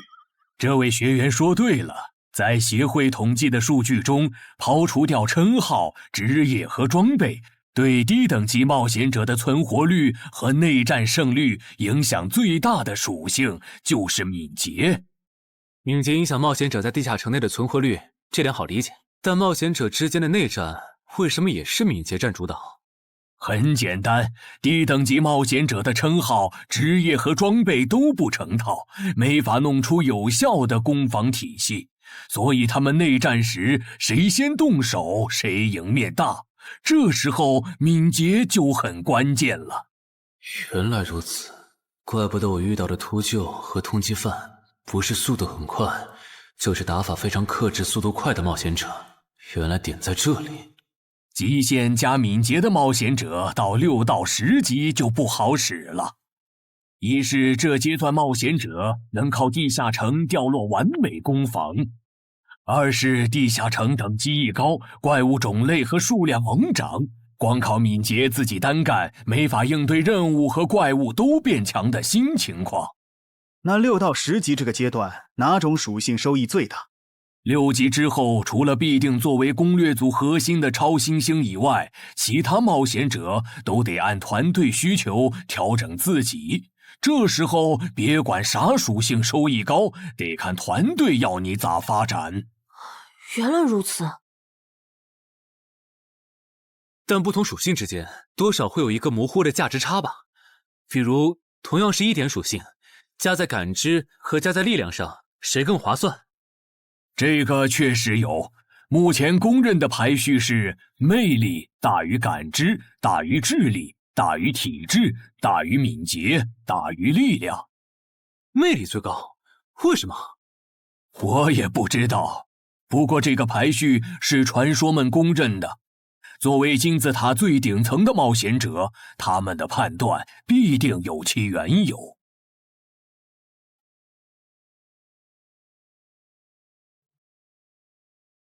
这英勇骑士转职成功，加1点魅力，还是隐藏职业。可我主职业就是近战，副职业再选同类，会不会最后效果1+1小于2啊？想什么呢？没什么。不想说就算了。对了，林姐让我问你，下午的冰击课你来吗？啊？这次好像有越省来的武术大师指导我们。停！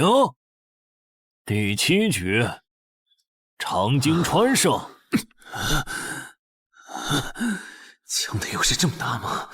算上达人绷带的效果，我等于是被14-0了。关键他的速度没我快，体力也没我好啊。你已经连输7把了，还打吗？打，我还没累呢。你呢？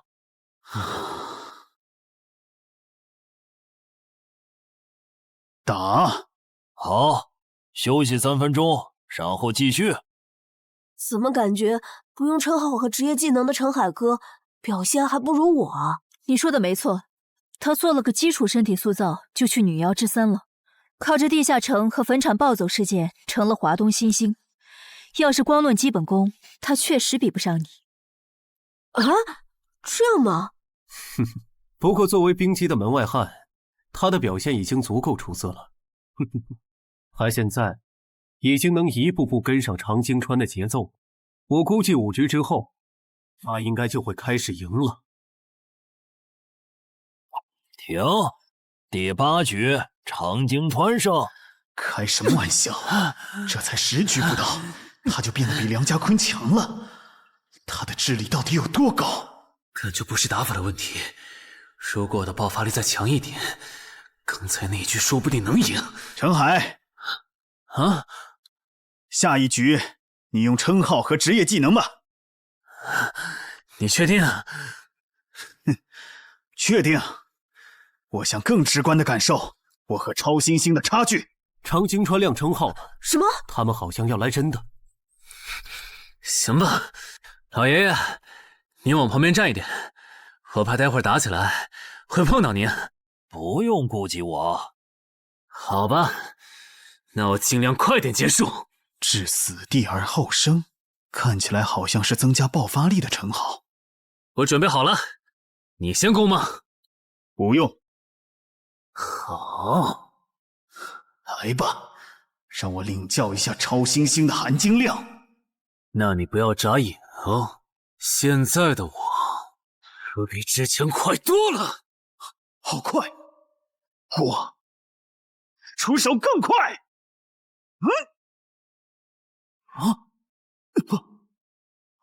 不可能，好快！你输了。今天就到这里吧。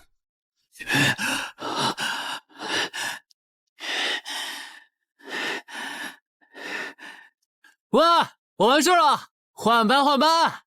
我和他的差距原来这么大吗？其实你枪练得不错，出手的那一下，就算是我年轻那会儿，也不见得能躲掉。别灰心，你只是运气不好。遇到了能阅读你下一步动向的特例。阅读下一步？展开来说就是，人在出招时破绽最大，能抓住这个瞬间的人，轻松就能无招胜有招。使用者必须要在对手出招前阅读到对方的下一步动作。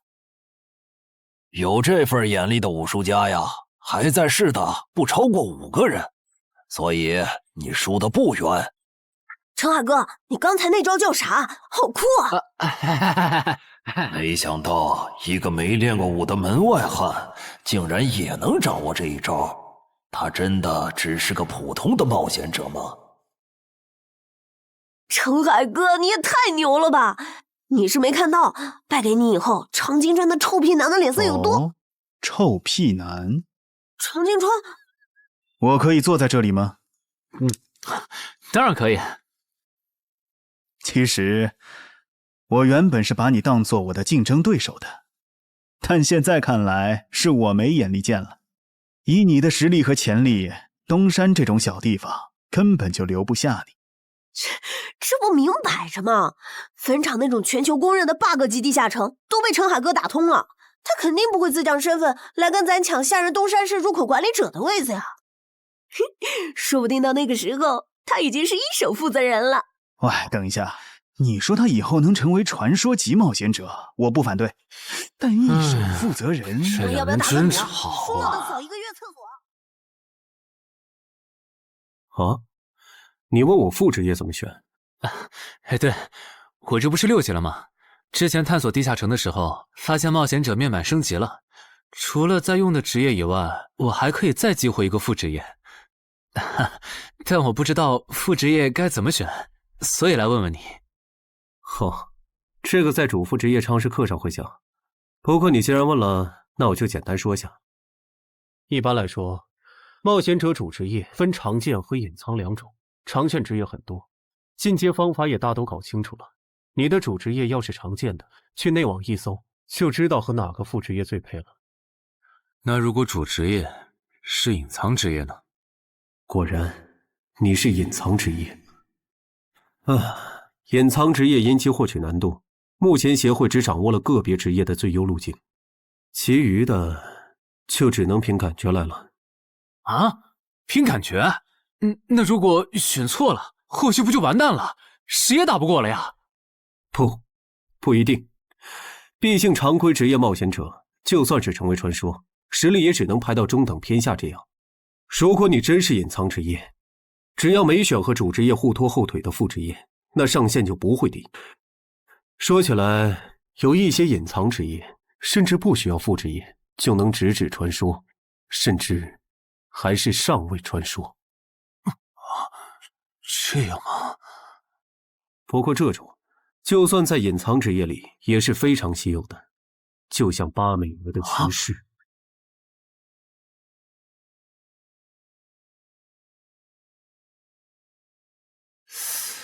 内网竟然没有死亡行者的相关资料，那看看英勇之骑士吧。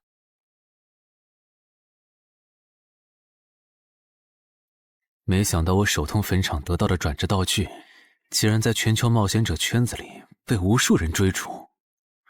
看他们的评论，这个转职徽章除了挑战难度高的离谱以外，没有别的缺点，而且挑战次数也没有限制。那么只要转职成功，就必然能成为上位传说。嘿嘿嘿。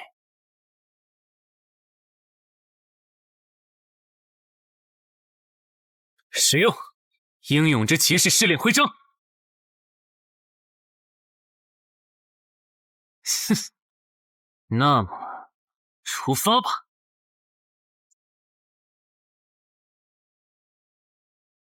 啊！不是吧？让我挑战他？啊！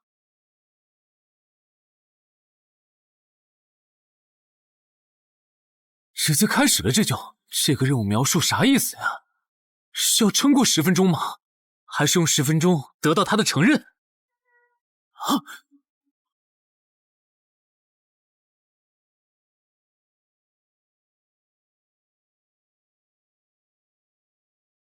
这家伙该不会比库罗德还强吧？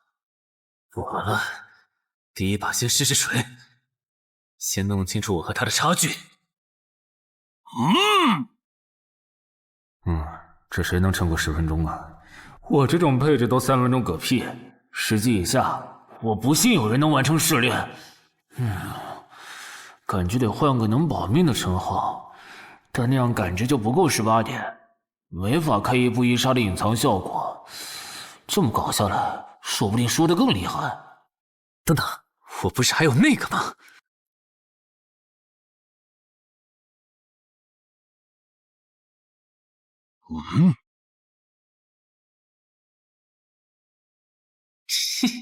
好耶！这个傻大个的弱点是感知，他看不到穿了隐身衣的我。啊？那是什么？丢！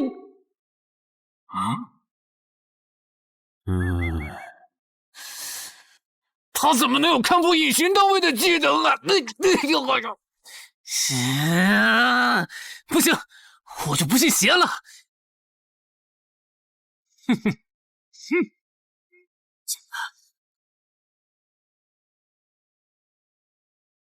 混蛋！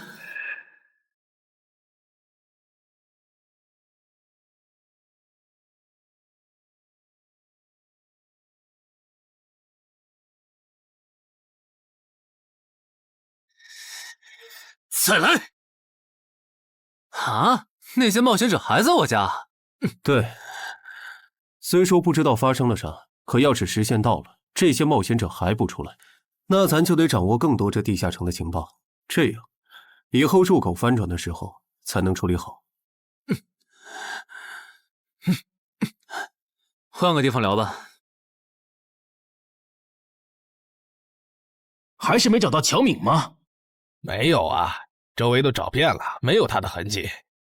那看来他不是下湖了，就是去更远的地方找豺狼人了。希望是后者，不然我们的麻烦就大了。我希望他是去找豺狼人了。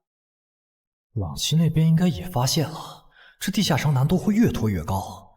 等孵化池孵出大量的鱼人后，我们恐怕都会死在这儿。你说什么？你家地下城的通关任务是捣毁潮汐鱼人的孵化池？对啊，怎么了？我先冷静一下，李，你来给他解释。好，目前官方已公布的地下城翻转规则，你都知道哪些？基本上都知道。入口翻转后，攻方守方位置互换，我们这儿会变成鱼人需要攻略的地下城。没错。那你知道来咱们这边的地下城土著也需要满足指定条件才能回到他们的世界吗？什么？等等，你的意思是那些土著也会有脱离和通关任务？是的，而且绝大多数情况下，两边的脱离和通关任务会很接近。比如捣毁潮汐鱼人的孵化池，换算到咱们这边，恐怕是破坏人类的重要设施。嗨，你再听嘛，这下摊上大事了。他已经吓傻了。你说东山市下个月会有一个7级地下城翻转？对，地下城的土著是鱼人和豺狼人，类型是探索，通关任务是捣毁鱼人的孵化池。所以他们想要征调咱们的徐茂？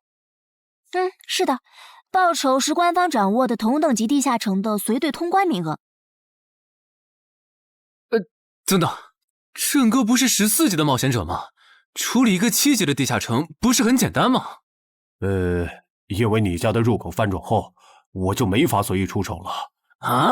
你不知道正常，这涉及到未公开的地下城翻转规则。当入口翻转后，我们的世界就会变成鱼人眼中的地下城。因为入口翻转前后规模不变的铁律，所以在有鱼人完成脱离任务之前，等级高的正人军不能动手。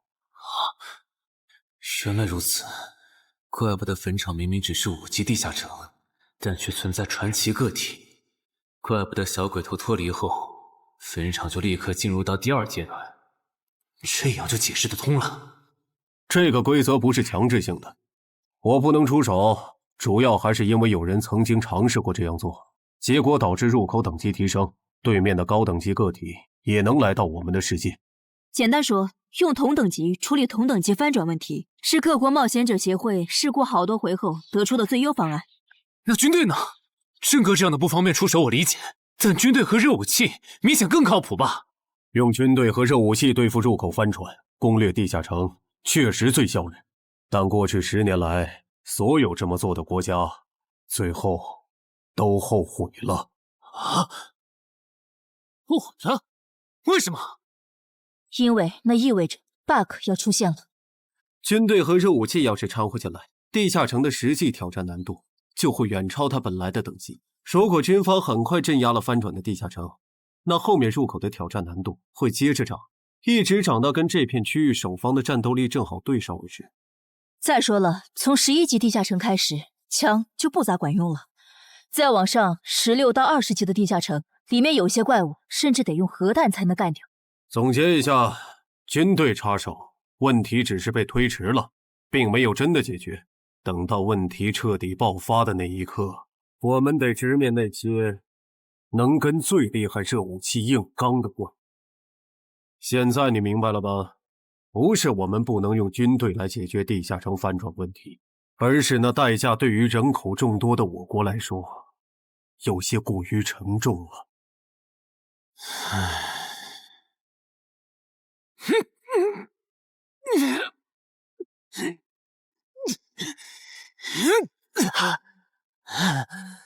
陈海哥这也太拼了吧！天天这么练，他身体遭得住吗？林姐没和你说吗？说什么？陈海家的地下城下个月要翻转了。什么？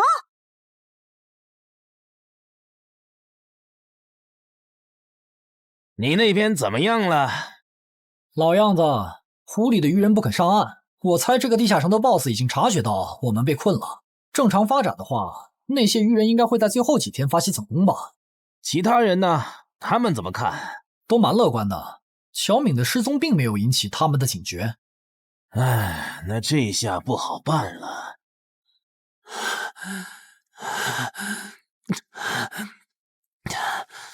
给。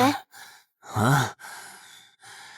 今天周4，你不用上学吗？上啊，谁让有些人闯祸，把地下城入口给搞翻转了呢？想上都上不了。应东山市入口管理人的要求，原定课程现在换成入口翻转规则普及课。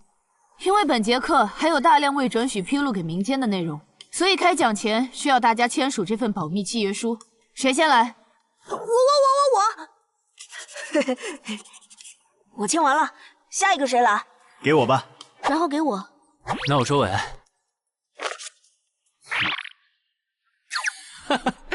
原来你叫苏玉啊！哎，你爸是不是三国迷，喜欢荀彧啊？闭嘴，快点签！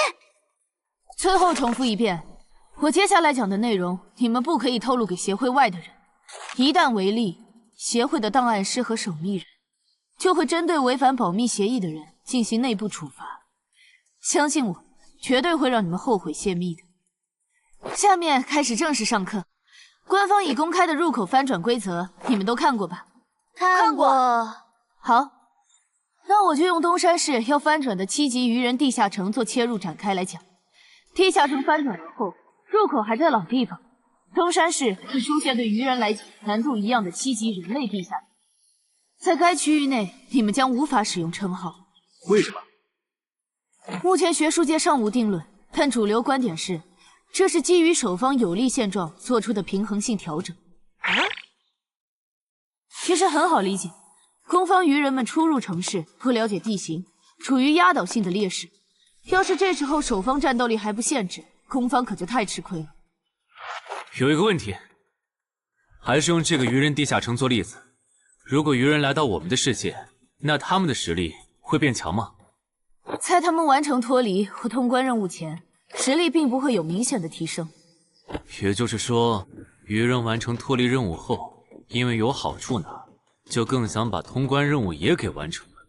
这机制不就是让人等死吗？我有一个问题，这次的入口翻转事件就不能用枪来解决吗？用枪的话，地下城难度会高得多。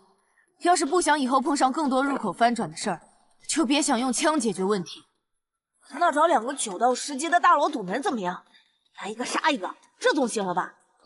地下城入口翻转后，以入口为中心那一片，攻的一方占大便宜，守的一方在这地儿，称号没法用，职业带来的基础属性也没了。多找几个人呢？如果来5个9级堵门，应该就稳了吧？5打1的话，咱们经验更多，绝对是咱们这边优势更大。是，之前确实有人这么做过，而且效果也不错。但对攻方不利的地下城，也会因此变更为生存型。按照镜像法则，要是咱们守着的地下城变成生存型，这世上某个地方就会出现同样等级区间的生存型地下城入口，来和它平衡。比较典型的就是坟场和恐惧之墓。所以，至少在我们国家，现在是尽量避免这样做了。这好恶心啊！这里不允许，那里又有限制的。难道入口翻转，我们就只能安排附近居民撤离，然后一波接一波的处理跑来咱们这边的愚人吗？倒也不是，其实我们已经快找到可以快速解决地下城翻转事件的办法。哦，是什么？只要入侵我方世界的同批次地城土著里，有人被我们捕获，且在该地下城入口时间归零前，我们一直保住他的命，那就不会再有下一批次的入侵者。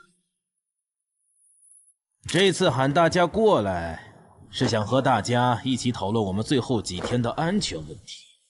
能有啥安全问题？不就是个靠机制恶心人的7级地下城吗？要不是我的职业不适合水下作战，他早被我攻陷了。不懂就闭嘴，好好听。这个地下城没你想的那么简单。啊？搞得你好像很懂的样子。你懂你说呗，我洗耳恭听。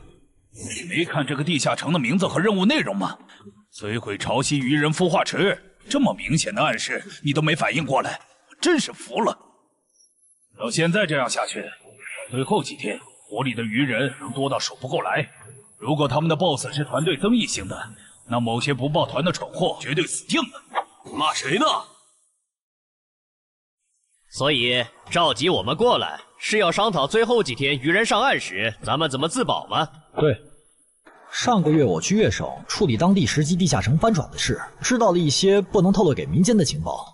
官方察觉到翻转后的地下城有个对攻方有利的规则，以入口为圆心的特定范围里，守方的战力会被严重限制。所以我认为现在这个地下城作为守方的鱼人们，应该也存在类似的规则。具体点呢？会限制到什么程度？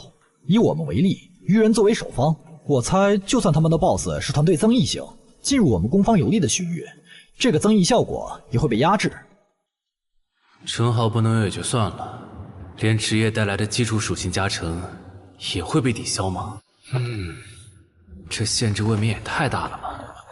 我原本还想着，如果称号不能用，就选一个感知加2的副职业，凑出一步一杀第2个效果，未来式的最低要求。但现在肯定没戏了，算了，到入口翻转前，我先用阴影之骑士来适应没有未来式的战斗吧，看看实力会折损多少。早啊，骑士。啊？是吧？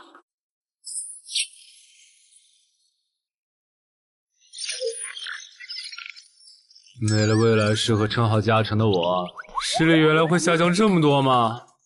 这么看的话，我还是得找个能加感知的副职业，至少要把未来式点出来。你找姚文忠？对，我想找一个能加2点感知的副职业，想问他有没有推荐。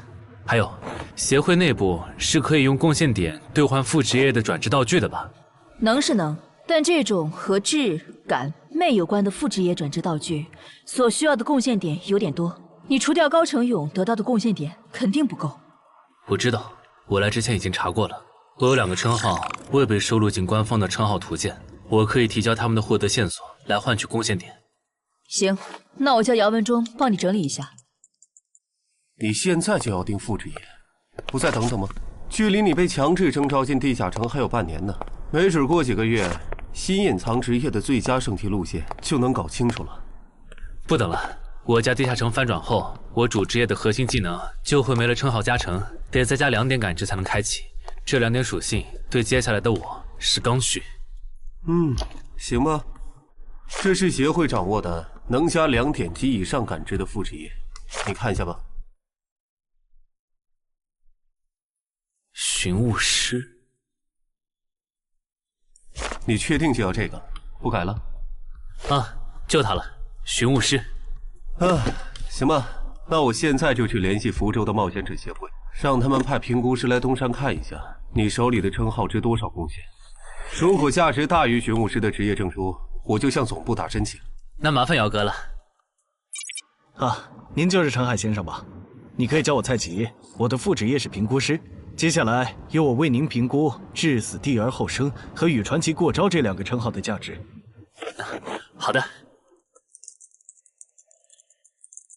算完了，这2个称号虽然效果惊人，但他们的获取难度和激活所需要的前置条件太苛刻了，所以价值相比于同等级称号会有很大的折损。具体会折损到什么程度？这你放心，足够您兑换寻物师的转职证书了。和上次一样，别用称号和职业技能，对这个设备来一拳。好。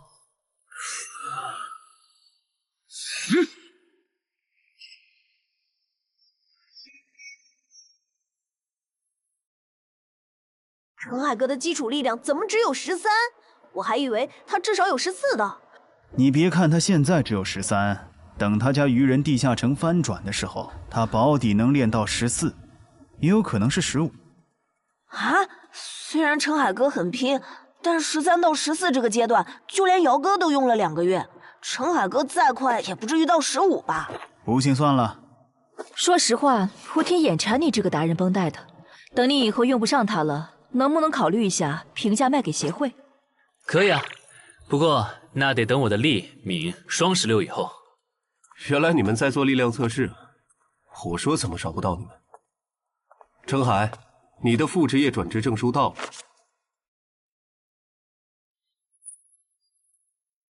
这还用问？当然是选是啊。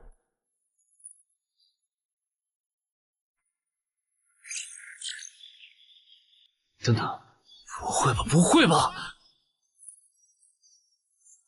蒙对了，死亡行者的最佳搭配竟然是寻物师。我原以为死亡行者的效果1和效果2已经够超模了，没想到他的效果3更加离谱。考虑到大多数人靠锻炼得到的粒米的极限数值是16至17，如果到达极限以后再去挑战这8项试炼的话，发了，这下发了！明天不，我现在就去健身房撸铁，以后只要练不死就往死里练。至于英勇骑士那边就暂时不去了，反正我现在也完不成那个转职任务。有没有搞错？东山市的地下城翻转事件，为什么要拉我这个云霄市入口管理者去帮忙？因为你老婆在我这边的人情已经用光了，还有，你下个月就不是云霄市的入口管理者了。身为官方冒险者，被附近的协会征召，不是很平常的事吗？而且，别告诉我你不知道，东山市的愚人地下城是因为谁才闹到要翻转这一步的？11121，11122，11123。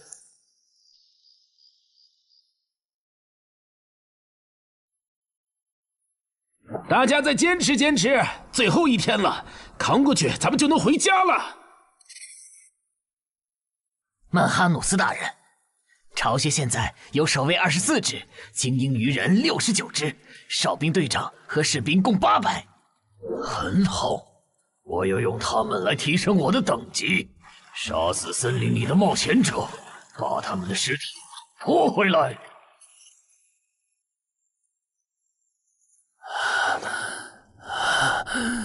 冒险者面板。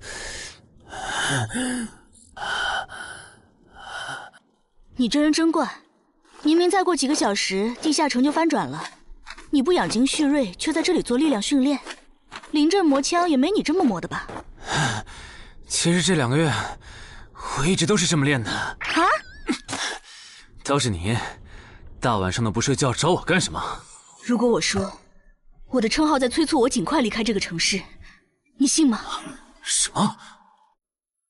我有一个想法，如果那些鱼人真的会在最后几个小时上岸，我们要不要试着做掉他们的 BOSS？ 只要 BOSS 死了，剩下的鱼人就算数量再多，也不过是一群小喽啰。不是，你有毛病吧？明明已经说好了，大家守在出口，等任务时限到了就一起回去，你加什么戏啊？而且任务没完成，你杀 BOSS 也没奖励啊！不是我非要杀 BOSS， 是我问过王二了，我们没完成脱离任务，想搭地下城翻转的顺风车回家，是会占用翻转后地下城的挑战名额的。确实如此。那么基于镜像原则，翻转后地下城的挑战人数上也会是15。如果最后几个小时鱼人 BOSS 带着手下和咱们争夺这15个翻转名额的话，只要有4个鱼人比我们先冲出去，那我们之中就有人要永远留在这儿。等等，话不能这么说吧？万一那些鱼人最后没来呢？万一咱们守住了也成功撤离了呢？不，他们一定会来。我的副职业是塔罗牌占卜师，我刚刚给自己算了下，接下来的几个小时，我的运势是凶多吉少。真的？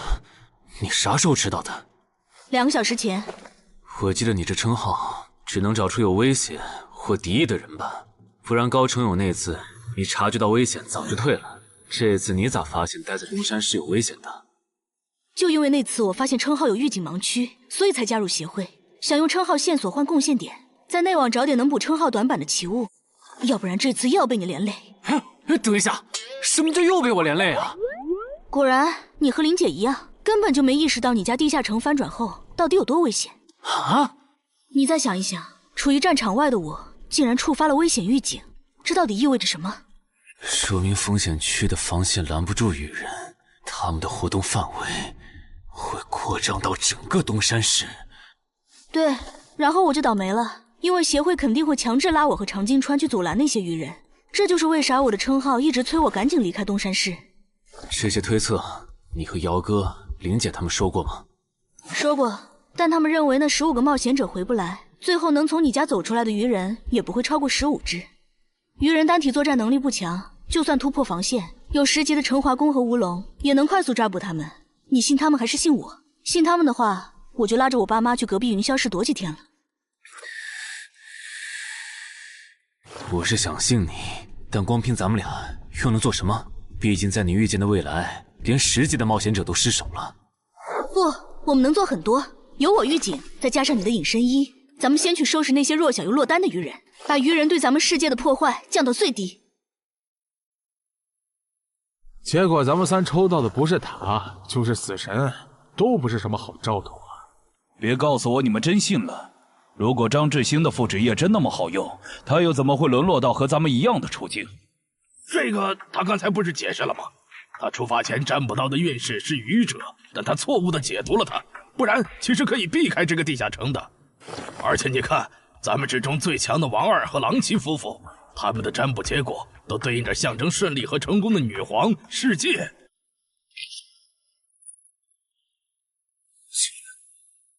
我抽到的牌和你一样，也就是说，如果我保持现状，最后下场也会和你差不多，对吧？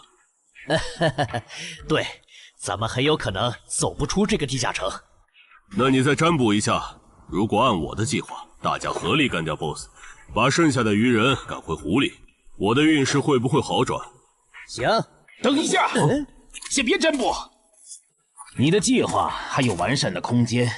这地下城里的愚人现在估计已经繁殖到好几百甚至上千了。如果他们的 BOSS 是团队增益型的，那我们和他们贸然开战，绝对会死很多人。所以你的意思是，咱们干脆什么也不做，就在这儿等他们打过来喽？也对，反正你们俩抽到的都是安全牌。你理解错了。我的意思是，普通 BOSS 按你说的来，团队增益型 BOSS 就得先引走大部分愚人，再集中精锐力量斩掉 BOSS。前期侦查、辨别 BOSS 和发射信号弹也得有人做。侦查部分最好由我来负责，我有潜行技能。没问题，这样就可以提前确认 BOSS 的类型，然后按照事先准备的预案来执行了。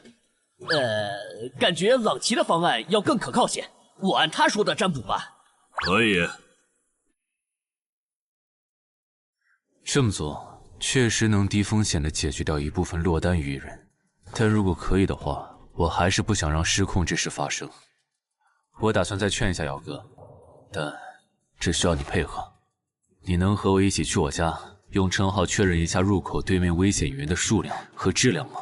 没问题。没事的，我们大家都在呢，最后肯定都能出去。那个女生好像又抽到死神牌了，连续2次了，看来她大概率会死在这个地下城。愚者牌怎么解读？眼下这个情况，抽到他，意味着你将利用你和你身边的力量来达成你的目的。目的嘛？大家听我说，占卜的结果出来了，除了个别人抽到死神、塔牌，大家整体的运势其实是变好了的。这说明主动出击会带来好的转变。既然这是让大多数人都受益的决策，那我的建议是执行。至于抽到死神和塔牌的，就麻烦身边的人分精力照顾一下了。王二，了解，我现在就出发。要是这 BOSS 是团队增益型，咱就得派一半人去当诱饵，让其他人找机会干掉 BOSS。有人自愿去诱饵组不？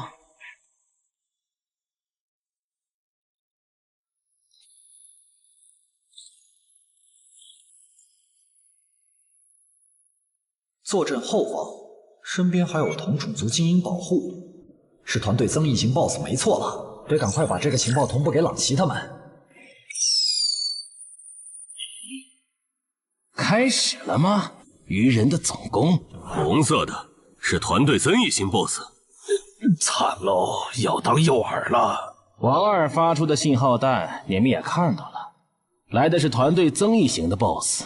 按计划，诱饵组先去原定位置落位，等你们吸引够了足够多的愚人，我们这边就开始行动。好，要是得手了，我们会放信号弹，之前就麻烦你们撑住了。好，最后预祝各位克敌制胜，平安归来。就是这里吧？对，那我放信号弹了啊。那个，能不能和你们商量个事儿？我的主职业是魔射手，正面作战能力比较差，我可不可以去附近的树上蹲着？什么情况？你远程职业为什么要来诱饵组？我也不想啊，我和另一个家伙职业重了。朗奇说他那儿只要一个好的，所以抽到坏牌的我就过来了。行吧，那你过去吧。谢谢啊。这玩意儿怎么用的来着？笨死了，给我。其实张志兴说谎了，他不是真正的塔罗牌占卜师，而是能模仿其他副职业的模仿师。当他不模仿占卜师，去模仿别的副职业时，当下所做的占卜就没有效果了。张志兴靠老千能力，让占卜的人抽到塔、死神这类危险牌，哄着冒险者听东莞仔和朗杰的话去办事。之所以出老千，是因为张志兴自己抽到了死神牌。为了改念，在东莞仔提出干掉 BOSS、把鱼人赶回湖的计划时，他就赶紧站出来帮忙拱火。而这显然很成功。现在有11个冒险者帮他牵制鱼人，张志兴可以从容地回到入口，等待地下城翻转。说起来，东莞仔有那实力，鱼人杀过来他也能保住自己，为啥要提那么激进的计划？朗奇和王二也在暗地配合他们，这对他俩又没好处。哎，算了，不管他们干啥，都跟我没关系。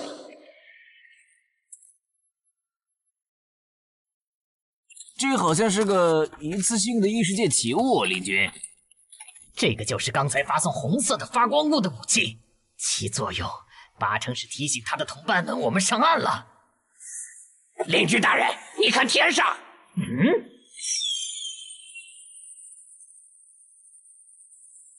原来如此，这就是你们下的战书吗？人类，我接下了。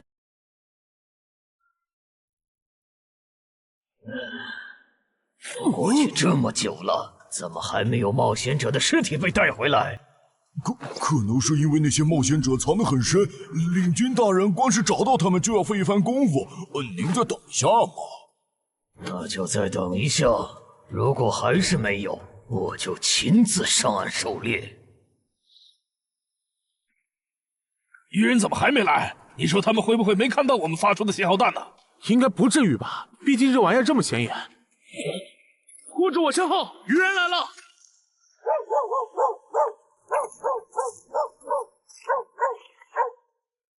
！BOSS 呢？沿着这个方向走5分钟就能看到他。不过我不建议你们去讨伐他，现在他身边的鱼人还是太多了，就咱们这点人手，正面作战根本没办法速推。这儿哨兵和巡逻队太密了，我就算开潜行都很难靠近 BOSS。你们没潜行技能就更不行了。要是直接硬冲，肯定会打成持久战。拖太久的话，去对付诱饵队的鱼人，很可能会回来支援。那再分兵呢？你们去吸引鱼人的注意力，创造一个能让我和 BOSS 1对1的环境。5分钟，只要你们能拖住5分钟，我就能宰了那头团队增益型 BOSS。5分钟吧？你们怎么看？我都行，可以试试。好，那就按你的想法来。不过丑话说前头，你只有5分钟，明白？这么紧张的时候，你竟然还能犯困？不好，有人来了！野狼烟，冒险者们打过来了！果然，那2封战书是诱饵。这些冒险者想削减我的兵力，然后趁机杀死守卫不足的我。这些人类和霍格一样狡猾。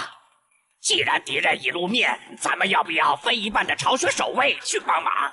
不，已经露面的未必是敌人的精锐。之前霍格就喜欢用大部队拖住我的主力，然后只身潜入军中暗杀我。这些人类也有可能这样做。不是吧？这样都没乱吗？难搞啊！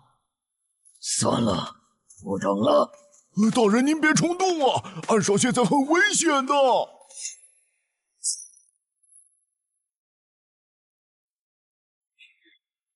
危险？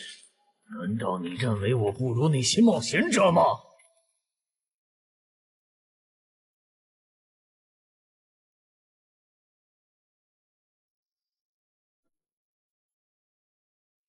好香的味道，太香了！我的都是我的，这些美味都是我的。不知道东莞仔那边咋样了？不过和我同组的那2个傻帽肯定是死定了。等朗奇、王二他们回来，我就说我们遇到的鱼人实在太多了，队友死后独木难支，只能回撤。嘿，这样应该可以应付过去。嘿嘿嘿，死神牌又如何？还不是被我找到机会改命了。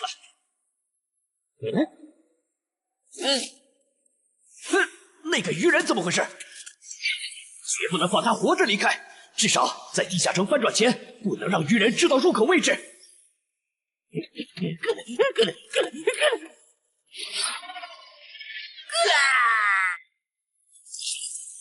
有没有搞错？这样都没死，这鱼人该不会再次知道团队遵义的 buff 了吧？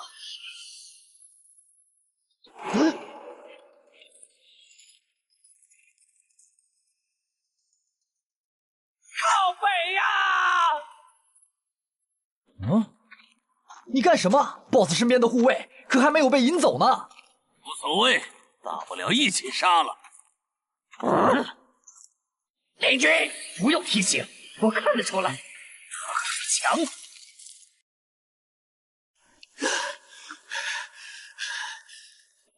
靠北，被摆了一道。这些鱼人跟谁学的诱饵和埋伏？我差点被他们给阴死了。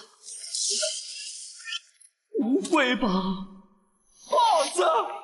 虽然先吃你有点浪费，但没办法，谁让你落单了？而我又需要快速提升等级呢。这个地下城的 BOSS 怎么会出现在我这儿？东莞仔和朗奇他们到底在干什么呀？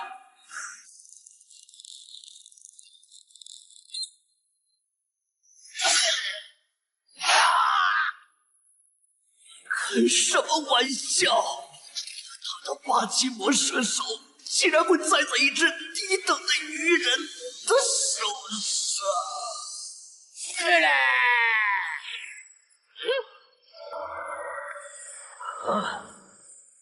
竟然还可以这样！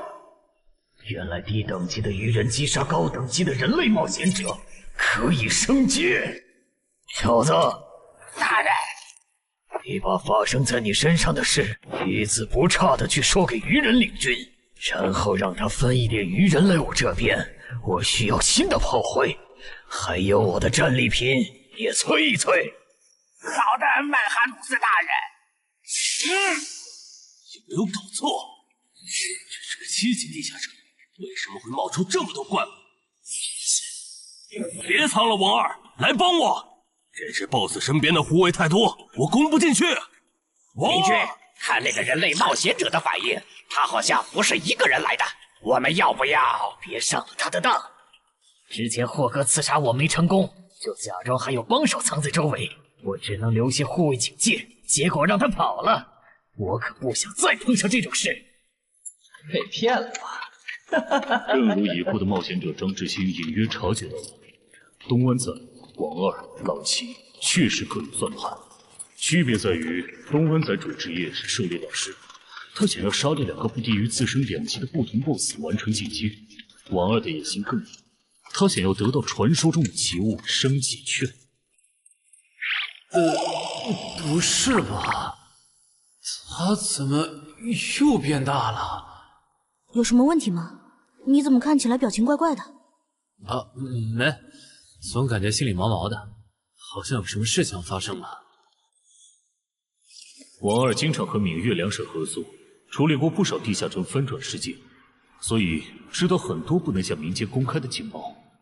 这里面有2条情报，一是8个级地下城能产出奇物升级券，2是精英级地下城只要出了英雄级 BOSS 就会变成bug级地下城。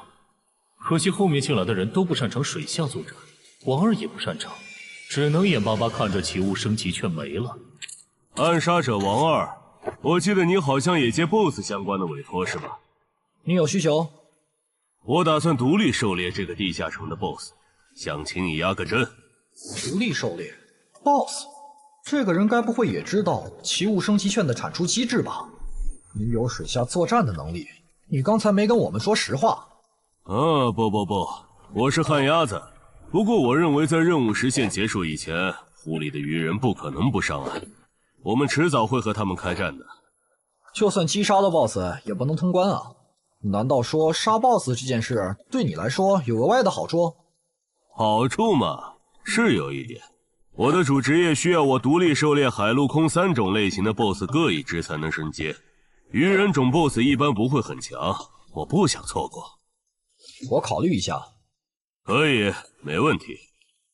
从他刚才的描述看，他的主职业应该是狩猎大师。如果他没说谎，那他应该可以帮我牵制住这个地下城的 BOSS 和精锐护卫。只要在这个基础上把鱼人都调出来，我应该就可以潜入鱼人的巢穴，杀死那只还未发育完全的英雄级鱼人。你的委托我可以接，但我不喜欢和人签契约，口头约定可以吗？事成之后再根据我出力的多少来结算报酬。没问题。被耍了，任志兴、王二，我做鬼也不会放过你们。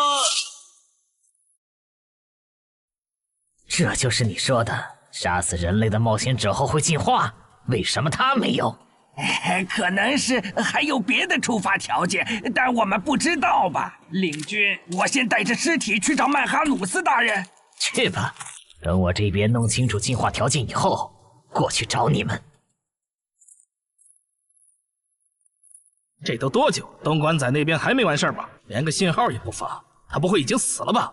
哦，不管他们了，我们撤。许愿，法术等级3，水中呼吸。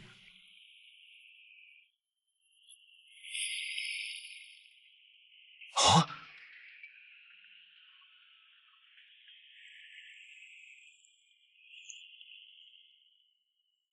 湖里没有鱼人，巢穴里也没看到，看来他们确实都被调走了。啊！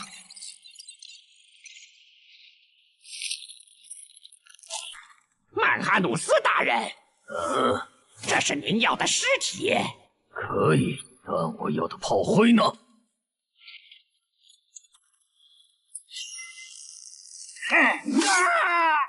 分开跑，能跑一个是一个。哦，原来杀死人类的冒险者可以让我们进化呀！可惜了，让刚才那个戴帽子的跑了。喂，姚哥，我家小区这边的居民撤离安置工作做完了吗？做完了，我现在就在你们小区复查。怎么了？我和苏玉发现，我家的地下城在过去2个小时里，先后冒出来3只威胁程度不下于高成勇的鱼人 BOSS。除此之外，还有一个很特别的危险源，也在快速变强。完蛋，我放不出魔法了！张志兴，你这个王八蛋！你说你的职业适合躲在暗处放冷箭，我们就没让你站在明处。结果鱼人来了，你人没了。太好了，你们还活着！你怎么来了？不是说出结果的时候你们会发信号同步结果吗？那也得安全了才能发呀！面对被鱼人精锐追杀，傻子才会发信号弹吸引追兵。啥？姚哥怎么说？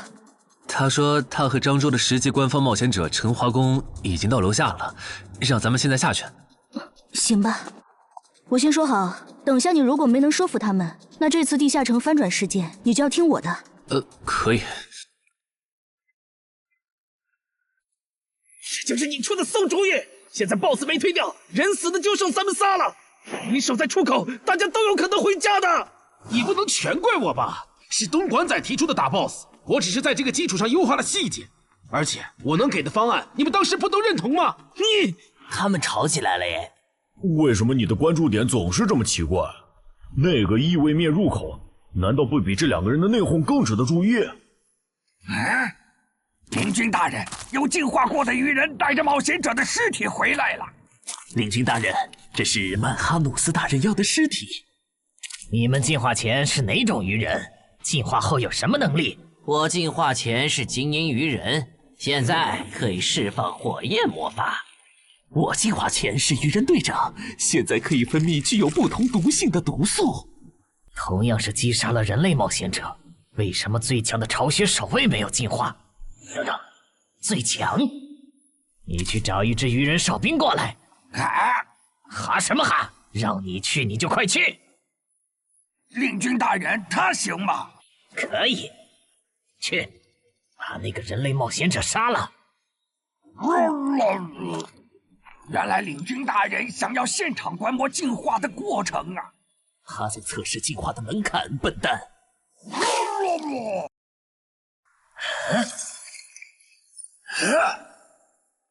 原来如此，所以进化的先决条件是等级差吗？难怪我和巢穴守卫没能进化，因为我们和这些冒险者的等级差没达到引起海之母布里伯杜普注意的程度。这样的话，把森林里的鱼人都叫过来，我有事要说。遵命。那边的，带着这些人类冒险者的尸体去找曼哈努斯大人。好的，领军大人。可惜那只英雄级鱼人不在这里，不然 bug 级地下城的任务的合并结算，说不定除了能拿到奇物升级券，还能掉落史诗级装备呢。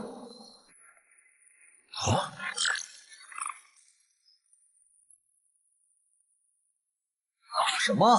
我刚完成通关任务，任务就被重置了？没这样玩的吧？还有这个重置后的通关任务，鱼人种英雄级个体的成长速度都这么快吗？这才多久就发育起来了？什么英雄级鱼人？我记得英雄级个体的实力比同等级 BOSS 强2到3个等级，怪不得东莞仔和王二会阴沟里翻船了。他怎么走了？不用管他，正好咱们接下来做的事不方便被别的冒险者看到。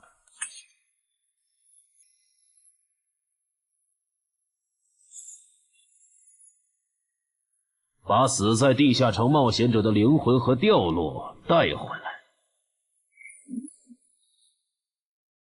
啥情况呀？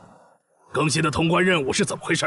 王二不是说英雄级个体的发育速度很慢，在翻转前他不会成为我们的威胁吗？怪不得他让咱们瞒下地下城有英雄级鱼人的事。之前他说帮湛江处理地下城翻转时，知道些不能公开的情报。你们说王二会不会知道干掉英雄级怪物能额外得到掉落物的消息？还真有这个可能。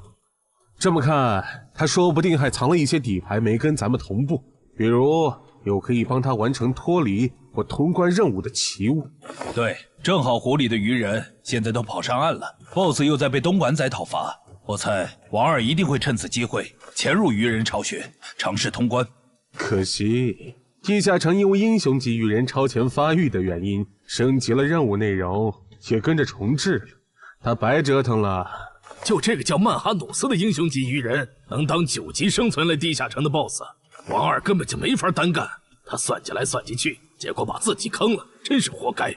这么看，我觉得张志兴、东莞仔和狼骑的心里多半也藏着事儿。既然任务都重置了，要不咱别回去了，省得跟他们耍心眼。也行。李军，都到齐了。好，就在刚刚，海之母布里伯杜普再次眷顾了我们，我们的族群出现了新的首领级鱼人，而他不久前还只是你们中的一员。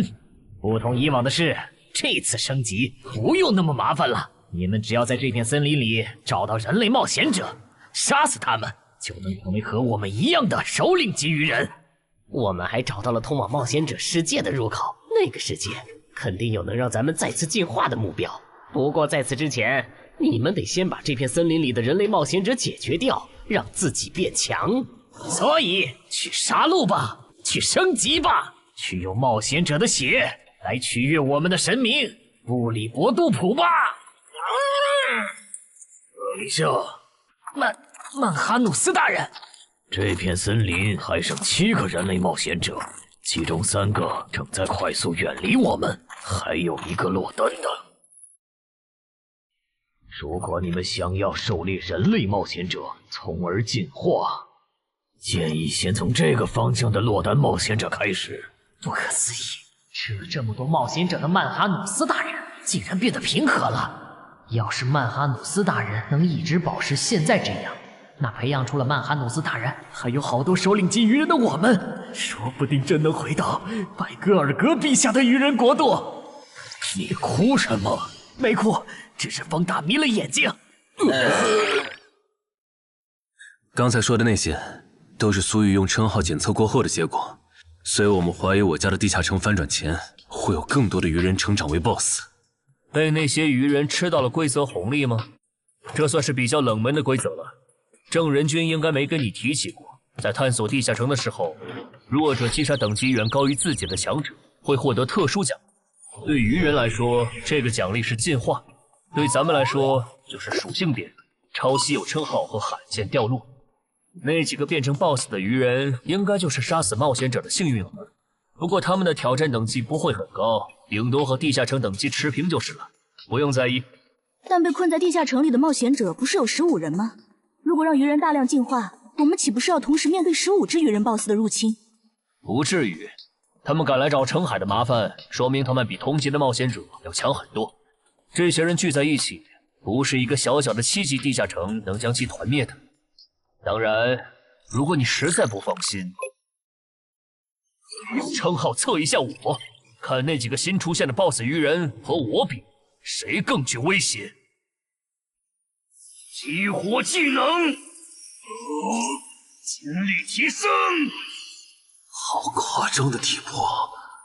基础属性加职业带来的加成，不是最高只有20点吗？为什么我激活称号和职业技能的时候，没有这么大的体魄变化？现在的我和你感知到的3个鱼人 BOSS， 谁更强？你更强，而且要强很多。那没问题了。这次来的冒险者里，还有比我更强的。就算最坏的情况是跑出来15只鱼人 BOSS， 我们也能全部击破。啊，好吧。这次东山之行，没想到会这么一波三折。是啊，本来目标不在，咱们又完不成脱离任务，我都以为要白来一趟了。谁曾想，竟被咱们拿到了5个精英冒险者的掉落和灵魂，再加上咱们在上个地下城的斩获，这次应该可以和眼魔做一笔大交易了。怎么了，哈尼？还差一个，只要再吞噬掉1个等级不在我之下的人类冒险者，我就能脱胎换骨。什么？你说这片森林里最强大的鱼人，正带着几个实力仅比你差一点的手下向我们靠拢？八成是冲咱们来的。我问了朱球之言，他们说这片森林里有一只靠吃人就能升级的怪物，应该就是通关任务里提到的吞噬者曼哈努斯。那怎么办？这个 BOSS 咱们肯定打不过，更别说他还带着一大批手下。只能先保命了。